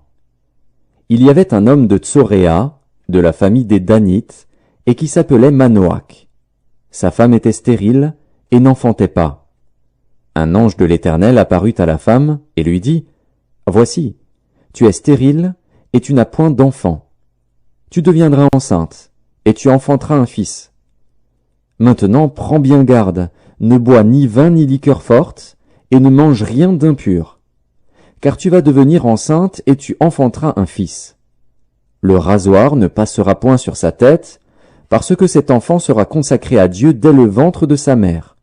Et ce sera lui qui commencera à délivrer Israël de la main des Philistins. » La femme alla dire à son mari, « Un homme de Dieu est venu vers moi, et il avait l'aspect d'un ange de Dieu, un aspect redoutable. Je ne lui ai pas demandé d'où il était, et il ne m'a pas fait connaître son nom. Mais il m'a dit, « Tu vas devenir enceinte, et tu enfanteras un fils.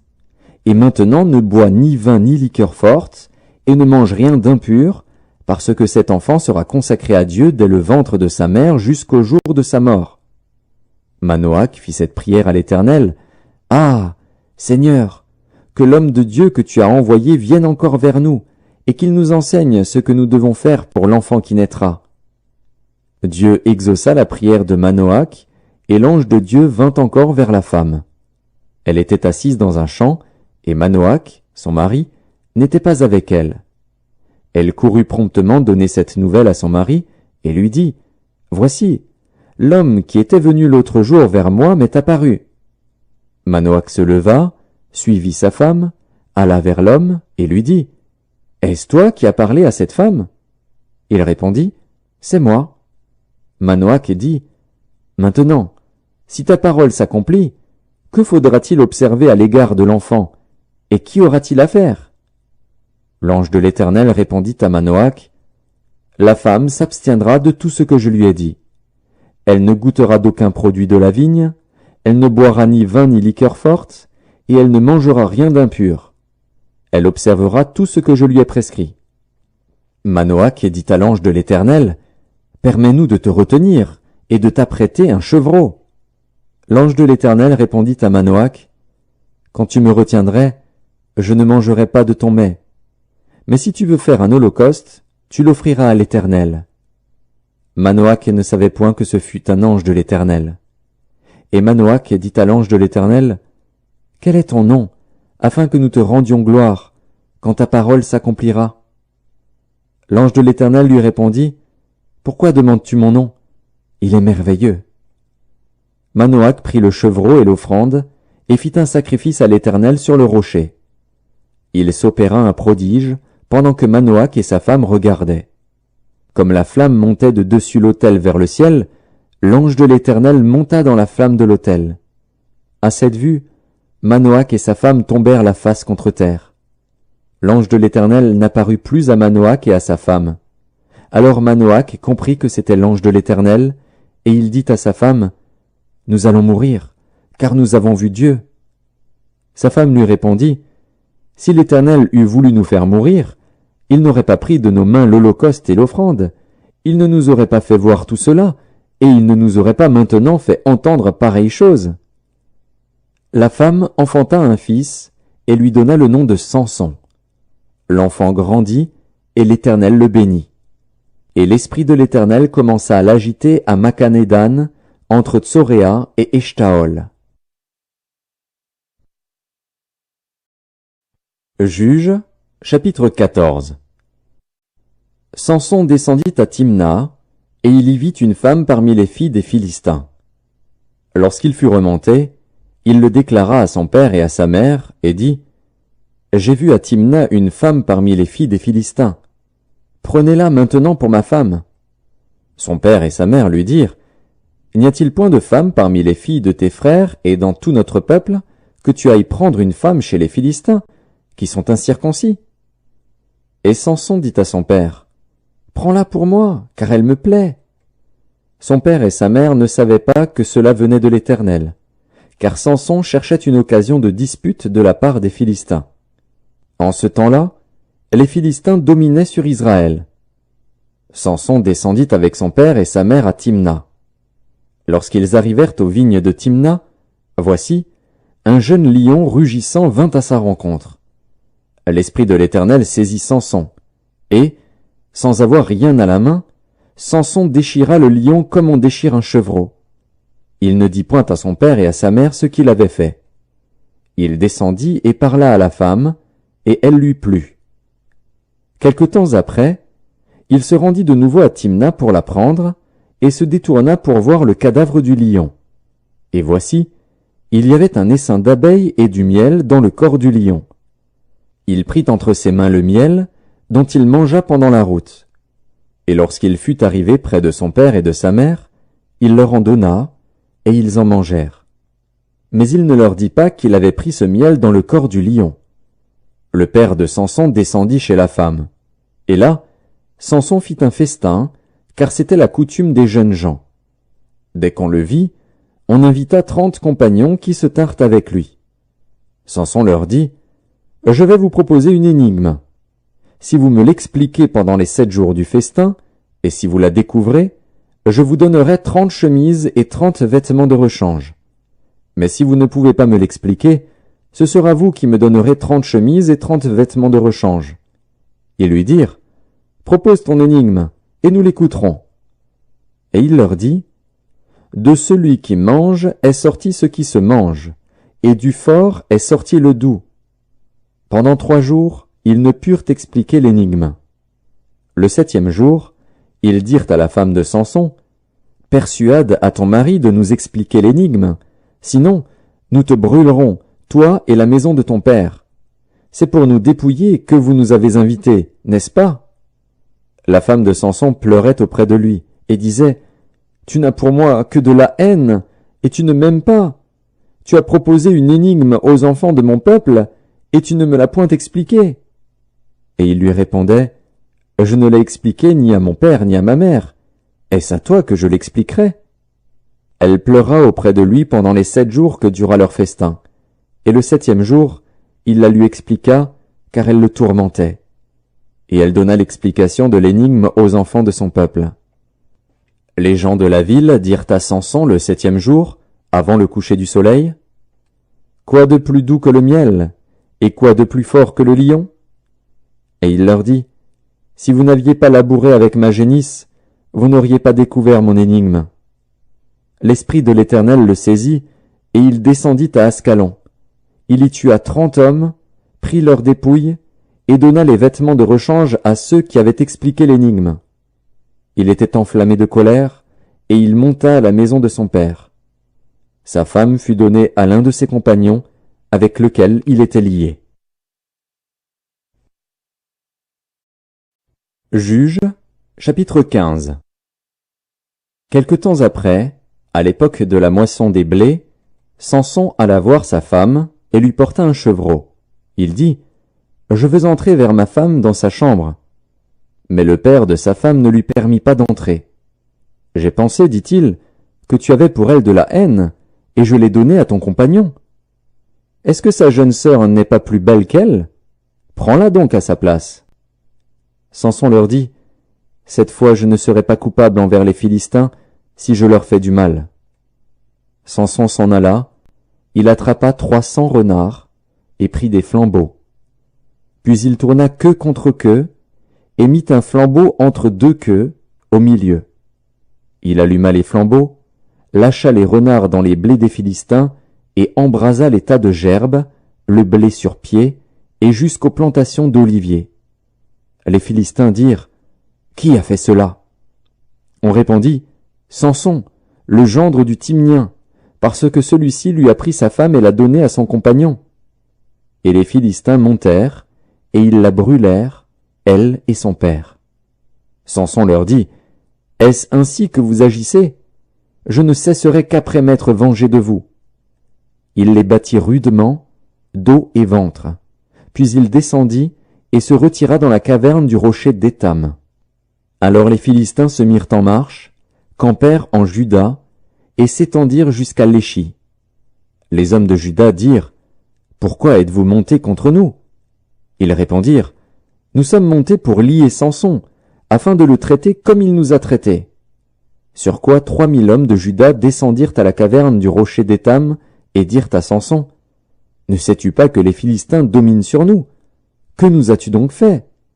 Il leur répondit, « Je les ai traités comme ils m'ont traité. » Ils lui dirent, « Nous sommes descendus pour te lier, afin de te livrer entre les mains des Philistins. » Samson leur dit, « Jurez-moi que vous ne me tuerez pas. » Ils lui répondirent, « Non, nous voulons seulement te lier et te livrer entre leurs mains, mais nous ne te ferons pas mourir. » Et ils le lièrent avec 2 cordes neuves et le firent sortir du rocher.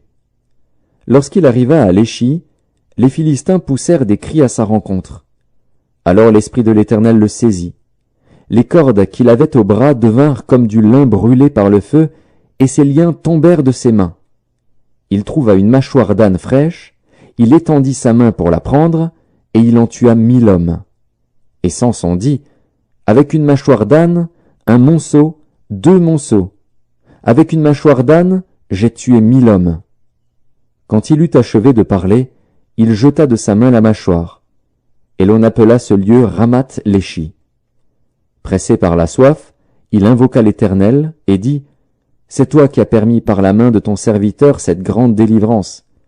Et maintenant mourrai-je de soif, et tomberai-je entre les mains des incirconcis ?» Dieu fendit la cavité du rocher qui est à Léchi, et il en sortit de l'eau. Samson but, son esprit se ranima, et il reprit vie. C'est de là qu'on a appelé cette source En-Akkoré. Elle existe encore aujourd'hui à Léchi. Samson fut juge en Israël, au temps des Philistins, pendant 20 ans. Juges, chapitre 16. Samson partit pour Gaza. Il y vit une femme prostituée, et il entra chez elle. On dit aux gens de Gaza, « Samson est arrivé ici. » Et ils l'environnèrent, et se tinrent en embuscade toute la nuit à la porte de la ville. Ils restèrent tranquilles toute la nuit, disant, « Au point du jour, nous le tuerons. » Samson demeura couché jusqu'à minuit.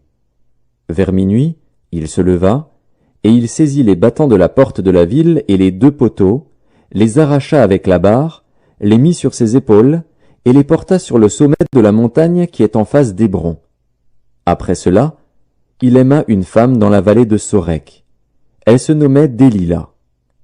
Les princes des Philistins montèrent vers elle et lui dirent « Flatte-le, pour savoir d'où lui vient sa grande force et comment nous pourrions nous rendre maîtres de lui.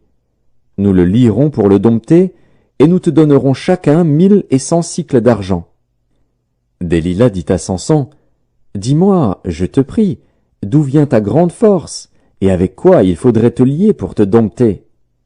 Samson lui dit, « Si on me liait avec 7 cordes fraîches, qui ne fussent pas encore sèches, je deviendrais faible et je serais comme un autre homme. » Les princes des Philistins apportèrent à Delilah 7 cordes fraîches qui n'étaient pas encore sèches, et elle le lia avec ses cordes.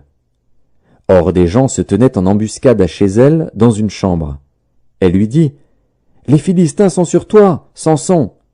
Et il rompit les cordes, comme se rompt un cordon d'étoupe quand il sent le feu. Et l'on ne connut point d'où venait sa force. Delilah dit à Samson, « Voici, tu t'es joué de moi, tu m'as dit des mensonges. Maintenant, je te prie, indique-moi avec quoi il faut te lier. » Il lui dit, « Si on me liait avec des cordes neuves, dont on ne se fût jamais servi, je deviendrais faible et je serais comme un autre homme. » Delilah prit des cordes neuves, avec lesquelles elle le lia. Puis elle lui dit, « Les Philistins sont sur toi, Samson !» Or des gens se tenaient en embuscade dans une chambre, et il rompit comme un fil les cordes qu'il avait au bras. Delilah dit à Samson, « Jusqu'à présent tu t'es joué de moi, tu m'as dit des mensonges. Déclare-moi avec quoi il faut te lier. » Il lui dit, « Tu n'as qu'à tisser les 7 tresses de ma tête avec la chaîne du tissu. » Et elle les fixa par la cheville, puis elle lui dit, « Les Philistins sont sur toi, Samson !» Et il se réveilla de son sommeil, et il arracha la cheville du tissu et le tissu. Elle lui dit, « Comment peux-tu dire, je t'aime, puisque ton cœur n'est pas avec moi? Voilà 3 fois que tu t'es joué de moi, et tu ne m'as pas déclaré d'où vient ta grande force. » Comme elle était chaque jour à le tourmenter et à l'importuner par ses instances, son âme s'impatienta à la mort, il lui ouvrit tout son cœur, et lui dit, « Le rasoir n'a point passé sur ma tête, parce que je suis consacré à Dieu dès le ventre de ma mère. Si j'étais rasé, ma force m'abandonnerait, je deviendrais faible, et je serais comme tout autre homme. » Delilah, voyant qu'il lui avait ouvert tout son cœur, envoya appeler les princes des Philistins, et leur fit dire, « Montez cette fois, car il m'a ouvert tout son cœur. » Et les princes des Philistins montèrent vers elle, et apportèrent l'argent dans leurs mains. Elle l'endormit sur ses genoux, et ayant appelé un homme, elle rasa les 7 tresses de la tête de Samson, et commença ainsi à le dompter.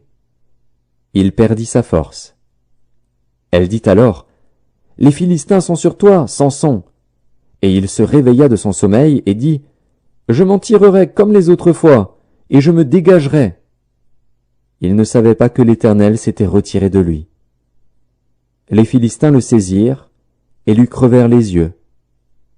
Ils le firent descendre à Gaza et le lièrent avec des chaînes d'airain. Il tournait la meule dans la prison. Cependant les cheveux de sa tête recommençaient à croître, depuis qu'il avait été rasé. Or les princes des Philistins s'assemblèrent pour offrir un grand sacrifice à Dagon, leur dieu, et pour se réjouir. Ils disaient, « Notre Dieu a livré entre nos mains Samson, notre ennemi. » Et quand le peuple le vit, ils célébrèrent leur Dieu, en disant, « Notre Dieu a livré entre nos mains notre ennemi, celui qui ravageait notre pays et qui multipliait nos morts. » Dans la joie de leur cœur, ils dirent, « Qu'on appelle Samson, et qu'il nous divertisse. » Ils firent sortir Samson de la prison, et il joua devant eux. Ils le placèrent entre les colonnes.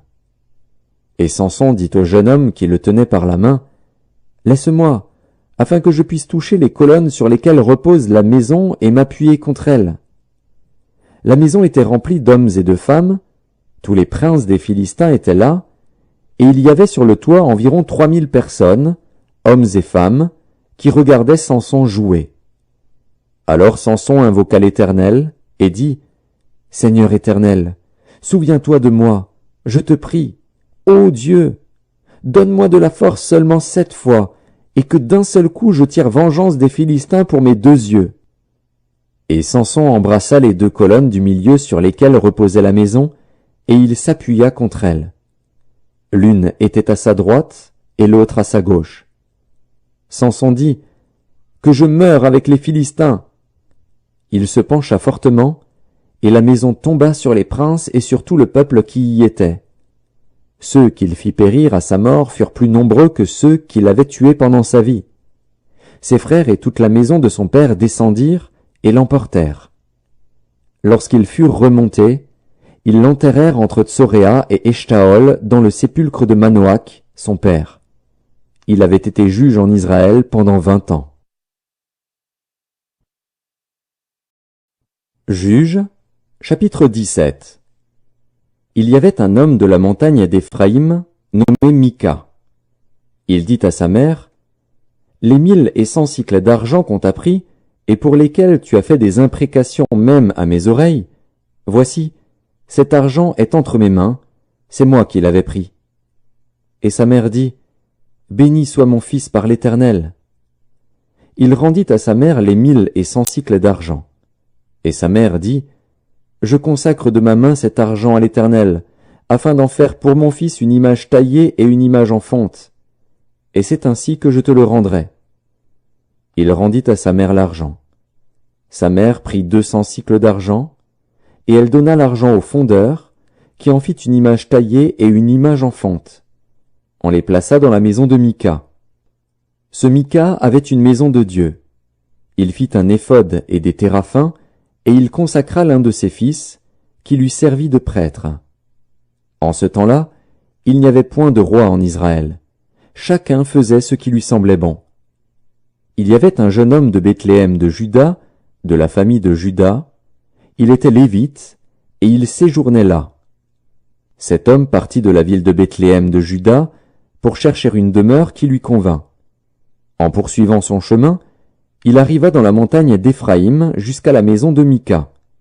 Mika lui dit, « D'où viens-tu » Il lui répondit, « Je suis lévite, de Bethléem de Juda, et je voyage pour chercher une demeure qui me convienne. » Mika lui dit, « Reste avec moi, tu me serviras de père et de prêtre, et je te donnerai 10 cycles d'argent par année, les vêtements dont tu auras besoin, et ton entretien. » Et le Lévite entra.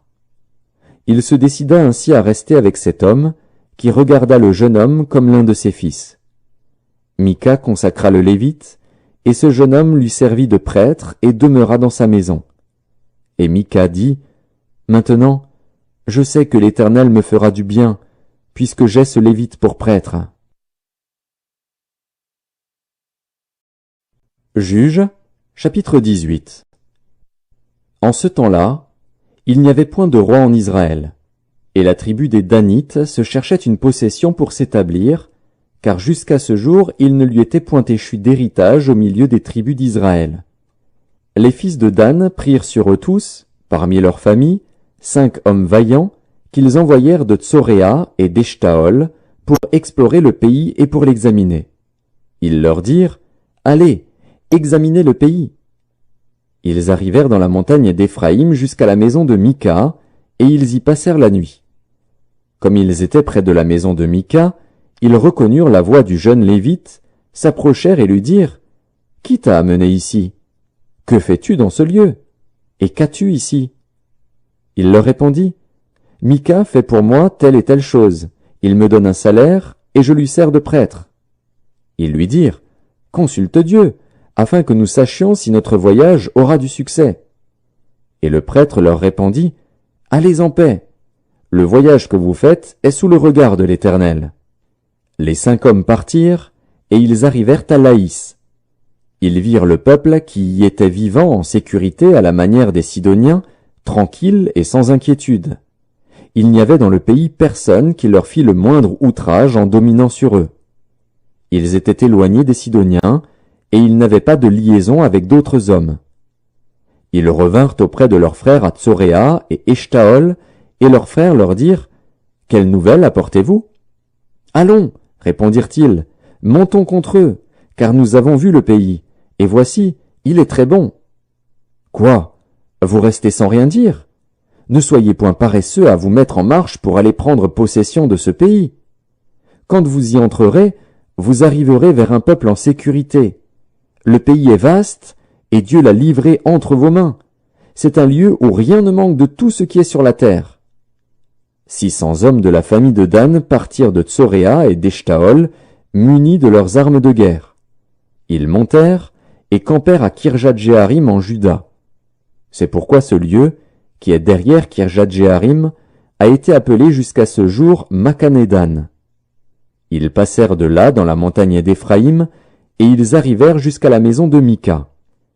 Alors les 5 hommes qui étaient allés pour explorer le pays de Laïs prirent la parole et dirent à leurs frères, « Savez-vous qu'il y a dans ces maisons-là un éphod, des téraphins, une image taillée et une image en fonte?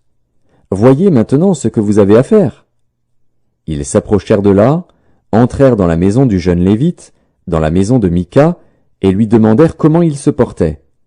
Les 600 hommes d'entre les fils de Dan, munis de leurs armes de guerre, se tenaient à l'entrée de la porte. Et les 5 hommes qui étaient allés pour explorer le pays montèrent et entrèrent dans la maison. Ils prirent l'image taillée, l'éphod, les téraphins et l'image en fonte, pendant que le prêtre était à l'entrée de la porte avec les 600 hommes munis de leurs armes de guerre.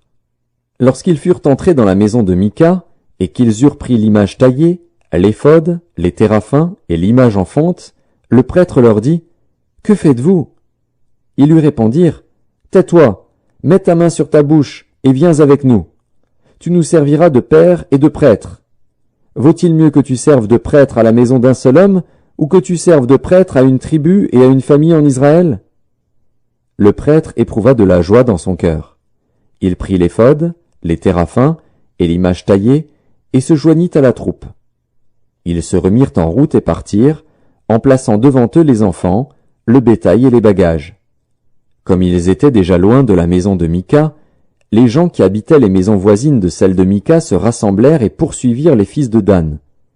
Ils appelèrent les fils de Dan, qui se retournèrent et dirent à Mika, « Qu'as-tu? Et que signifie ce rassemblement ?» Il répondit, « Mes dieux que j'avais faits, vous les avez enlevés avec le prêtre et vous êtes partis. Que me reste-t-il?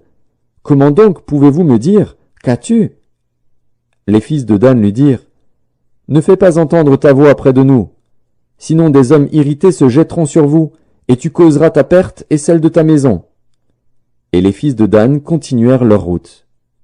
Mika, voyant qu'ils étaient plus forts que lui, s'en retourna et revint dans sa maison.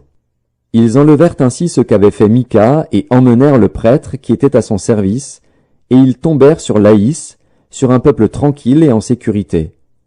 Ils le passèrent au fil de l'épée, et ils brûlèrent la ville. Personne ne la délivra, car elle était éloignée de Sidon, et ses habitants n'avaient pas de liaison avec d'autres hommes. Elle était dans la vallée qui s'étend vers Beth-Rehob. Les fils de Dan rebâtirent la ville, et y habitèrent. Ils l'appelèrent Dan, d'après le nom de Dan, leur père, qui était né à Israël, mais la ville s'appelait auparavant Laïs. Ils dressèrent pour eux l'image taillée, et Jonathan, fils de Gershom, fils de Manassé, lui et ses fils, furent prêtres pour la tribu des Danites, jusqu'à l'époque de la captivité du pays. Ils établirent pour eux l'image taillée qu'avait faite Mika, pendant tout le temps que la maison de Dieu fut à Silo. Juges, chapitre 19.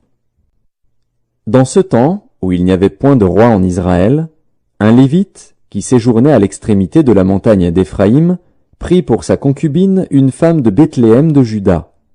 Sa concubine lui fit infidélité, et elle le quitta pour aller dans la maison de son père à Bethléem de Juda, où elle resta l'espace de 4 mois. Son mari se leva et alla vers elle, pour parler à son cœur et la ramener. Il avait avec lui son serviteur et 2 ânes. Elle le fit entrer dans la maison de son père. Et quand le père de la jeune femme le vit, il le reçut avec joie. Son beau-père, le père de la jeune femme, le retint 3 jours chez lui. Ils mangèrent et burent, et ils y passèrent la nuit. Le 4e jour, ils se levèrent de bon matin, et le Lévite se disposait à partir. Mais le père de la jeune femme dit à son gendre, « Prends un morceau de pain pour fortifier ton cœur. Vous partirez ensuite. » Et ils s'assirent, et ils mangèrent et burent eux 2 ensemble. Puis le père de la jeune femme dit au mari, « Décide-toi donc à passer la nuit, et que ton cœur se réjouisse. » Le mari se levait pour s'en aller, mais, sur les instances de son beau-père, il passa encore la nuit. Le 5e jour, il se leva de bon matin pour partir. Alors le père de la jeune femme dit, « Fortifie ton cœur, je te prie, et restez jusqu'au déclin du jour. » Et ils mangèrent eux deux. Le mari se levait pour s'en aller, avec sa concubine et son serviteur. Mais son beau-père, le père de la jeune femme, lui dit, « Voici, le jour baisse, il se fait tard, passez donc la nuit. Voici, le jour est sur son déclin, passe ici la nuit, et que ton cœur se réjouisse. Demain vous vous lèverez de bon matin pour vous mettre en route, et tu t'en iras à ta tente. » Le mari ne voulut point passer la nuit, il se leva et partit. Il arriva jusque devant Jébus, qui est Jérusalem, avec les 2 ânes bâtés et avec sa concubine. Lorsqu'ils furent près de Jébus, le jour avait beaucoup baissé. Le serviteur dit alors à son maître, « Allons, dirigeons-nous vers cette ville des Jébusiens, et nous y passerons la nuit. » Son maître lui répondit, « Nous n'entrerons pas dans une ville d'étrangers, où il n'y a point d'enfants d'Israël, nous irons jusqu'à Gibéa. » Il dit encore à son serviteur, « Allons, approchons-nous de l'un de ces lieux, Gibéa ou Rama, et nous y passerons la nuit. » Ils continuèrent à marcher, et le soleil se coucha quand ils furent près de Gibéa, qui appartient à Benjamin. Ils se dirigèrent de ce côté pour aller passer la nuit à Gibéa. Le Lévite entra, et il s'arrêta sur la place de la ville. Il n'y eut personne qui les reçût dans sa maison pour qu'ils y passassent la nuit. Et voici, un vieillard revenait le soir de travailler au champ. Cet homme était de la montagne d'Éphraïm, il séjournait à Gibéa, et les gens du lieu étaient benjamites. Il leva les yeux et vit le voyageur sur la place de la ville. Et le vieillard lui dit, « Où vas-tu et d'où viens-tu » Il lui répondit, « Nous allons de Bethléem de Juda jusqu'à l'extrémité de la montagne d'Éphraïm, d'où je suis. J'étais allé à Bethléem de Juda, et je me rends à la maison de l'Éternel. Mais il n'y a personne qui me reçoive dans sa demeure. Nous avons cependant de la paille et du fourrage pour nos ânes. Nous avons aussi du pain et du vin pour moi, pour ta servante, et pour le garçon qui est avec tes serviteurs. Il ne nous manque rien. » Le vieillard dit, « Que la paix soit avec toi. Je me charge de tous tes besoins, tu ne passeras pas la nuit sur la place. » Il les fit entrer dans sa maison, et il donna du fourrage aux ânes. Les voyageurs se lavèrent les pieds, puis ils mangèrent et burent.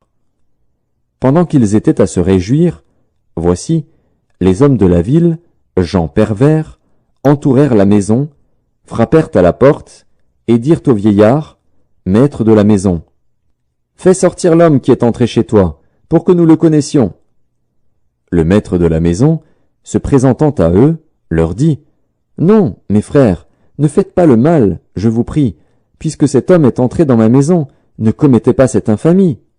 Voici, j'ai une fille vierge, et cet homme a une concubine. Je vous les amènerai dehors, vous les déshonorerez et vous leur ferez ce qu'il vous plaira. Mais ne commettez pas sur cet homme une action aussi infâme. » Ces gens ne voulurent point l'écouter. Alors l'homme prit sa concubine et la leur amena dehors. Ils la connurent, et ils abusèrent d'elle toute la nuit jusqu'au matin. Puis ils la renvoyèrent au lever de l'aurore. Vers le matin, cette femme alla tomber à l'entrée de la maison de l'homme chez qui était son mari, et elle resta là jusqu'au jour. Et le matin, son mari se leva, ouvrit la porte de la maison, et sortit pour continuer son chemin. Mais voici, la femme, sa concubine, était étendue à l'entrée de la maison, les mains sur le seuil. Il lui dit, « Lève-toi, et allons-nous-en. » Elle ne répondit pas. Alors le mari la mit sur un âne, et partit pour aller dans sa demeure. Arrivé chez lui, il prit un couteau, saisit sa concubine, et la coupa membre par membre en 12 morceaux, qu'il envoya dans tout le territoire d'Israël. Tous ceux qui virent cela dirent, « Jamais rien de pareil n'est arrivé et ne s'est vu depuis que les enfants d'Israël sont montés du pays d'Égypte jusqu'à ce jour. Prenez la chose à cœur, consultez-vous et parlez. » Juges, chapitre 20. Tous les enfants d'Israël sortirent, depuis Dan jusqu'à Beer-Shéba et au pays de Galaad, et l'assemblée se réunit comme un seul homme devant l'Éternel, à Mitzpa. Les chefs de tout le peuple, toutes les tribus d'Israël, se présentèrent dans l'assemblée du peuple de Dieu. 400 000 hommes de pied, tirant l'épée. Et les fils de Benjamin apprirent que les enfants d'Israël étaient montés à Mitzpa. Les enfants d'Israël dirent, « Parlez, comment ce crime a-t-il été commis ?» Alors le Lévite, le mari de la femme qui avait été tuée, prit la parole et dit, « J'étais arrivé, avec ma concubine, à Gibéa de Benjamin, pour y passer la nuit. Les habitants de Gibéa se sont soulevés contre moi, et ont entouré pendant la nuit la maison où j'étais. Ils avaient l'intention de me tuer, et ils ont fait violence à ma concubine, et elle est morte. J'ai saisi ma concubine, et je l'ai coupée en morceaux, que j'ai envoyée dans tout le territoire de l'héritage d'Israël. Car ils ont commis un crime et une infamie en Israël. Vous voici tous, enfants d'Israël. Consultez-vous, et prenez ici une décision. » Tout le peuple se leva comme un seul homme, en disant, « Nul de nous n'ira dans sa tente, et personne ne retournera dans sa maison. Voici maintenant ce que nous ferons à Gibéa. Nous marcherons contre elle d'après le sort. Nous prendrons dans toutes les tribus d'Israël 10 hommes sur 100, 100 sur 1000 et 1000 sur 10 000. Ils iront chercher des vivres pour le peuple, afin qu'à leur retour on traite Gibéa de Benjamin selon toute l'infamie qu'elle a commise en Israël. » Ainsi tous les hommes d'Israël s'assemblèrent contre la ville, unis comme un seul homme. Les tribus d'Israël envoyèrent des hommes vers toutes les familles de Benjamin pour dire « Qu'est-ce que ce crime qui s'est commis parmi vous?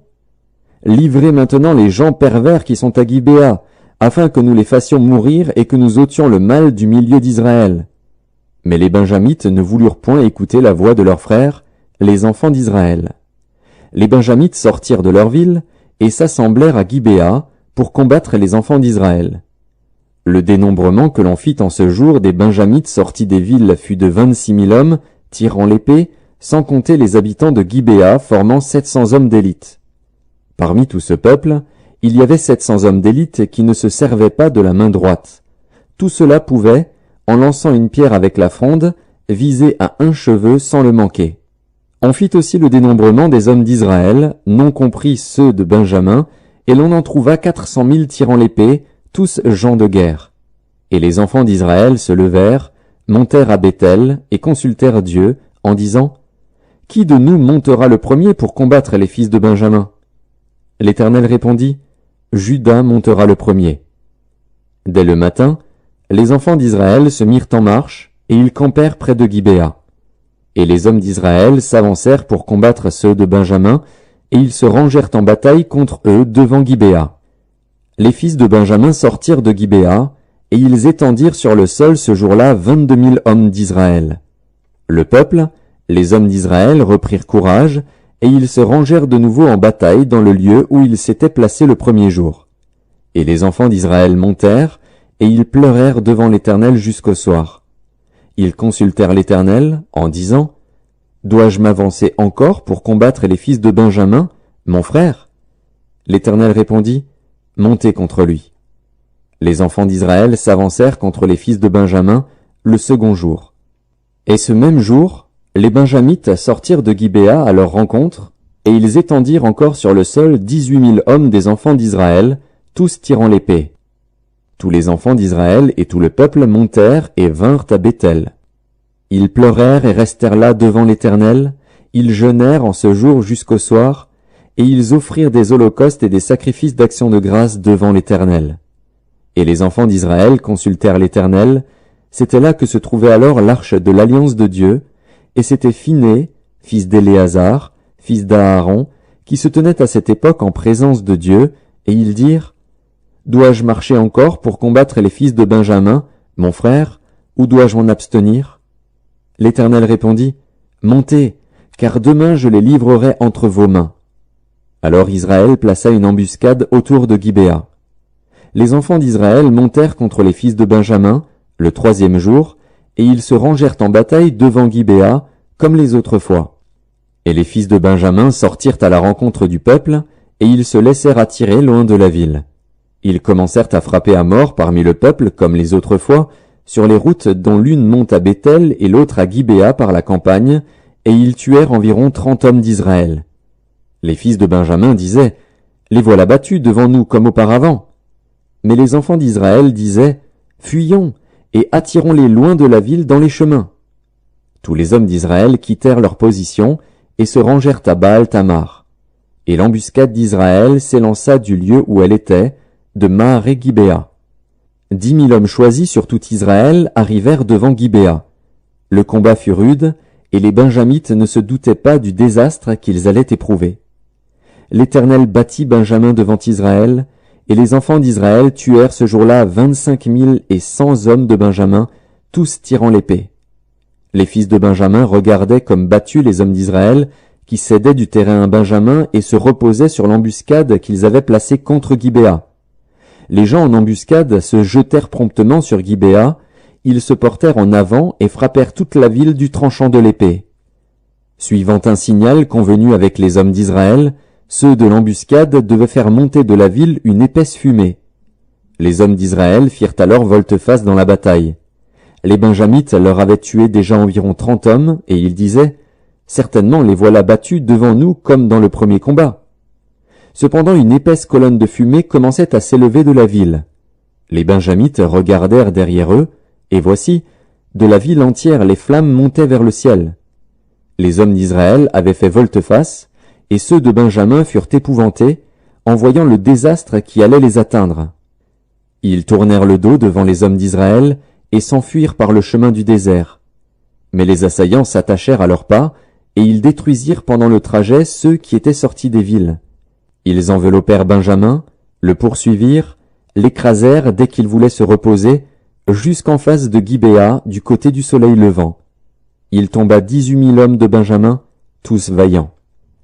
Parmi ceux qui tournèrent le dos pour s'enfuir vers le désert au rocher de Rimon, les hommes d'Israël en firent périr 5 000 sur les routes. Ils les poursuivirent jusqu'à Gidéom, et ils en tuèrent 2 000. Le nombre total des Benjamites qui périrent ce jour-là fut de 25 000 hommes tirant l'épée, tous vaillants. 600 hommes, qui avaient tourné le dos et qui s'étaient enfuis vers le désert au rocher de Rimon, demeurèrent là pendant 4 mois. Les hommes d'Israël revinrent vers les fils de Benjamin, et ils les frappèrent du tranchant de l'épée, depuis les hommes des villes jusqu'au bétail, et tout ce que l'on trouva. Ils mirent aussi le feu à toutes les villes qui existaient. Juges, chapitre 21. Les hommes d'Israël avaient juré à Mitzpa, en disant, « Aucun de nous ne donnera sa fille pour femme à un Benjamite. » Le peuple vint à Béthel, et il y resta devant Dieu jusqu'au soir. Ils élevèrent la voix, ils versèrent d'abondantes larmes, et ils dirent, « Ô Éternel, Dieu d'Israël, pourquoi est-il arrivé en Israël qu'il manque aujourd'hui une tribu d'Israël ?» Le lendemain, le peuple se leva de bon matin. Ils bâtirent là un autel, et ils offrirent des holocaustes et des sacrifices d'action de grâce. Les enfants d'Israël dirent, « Quel est celui d'entre toutes les tribus d'Israël qui n'est pas monté à l'assemblée devant l'Éternel ?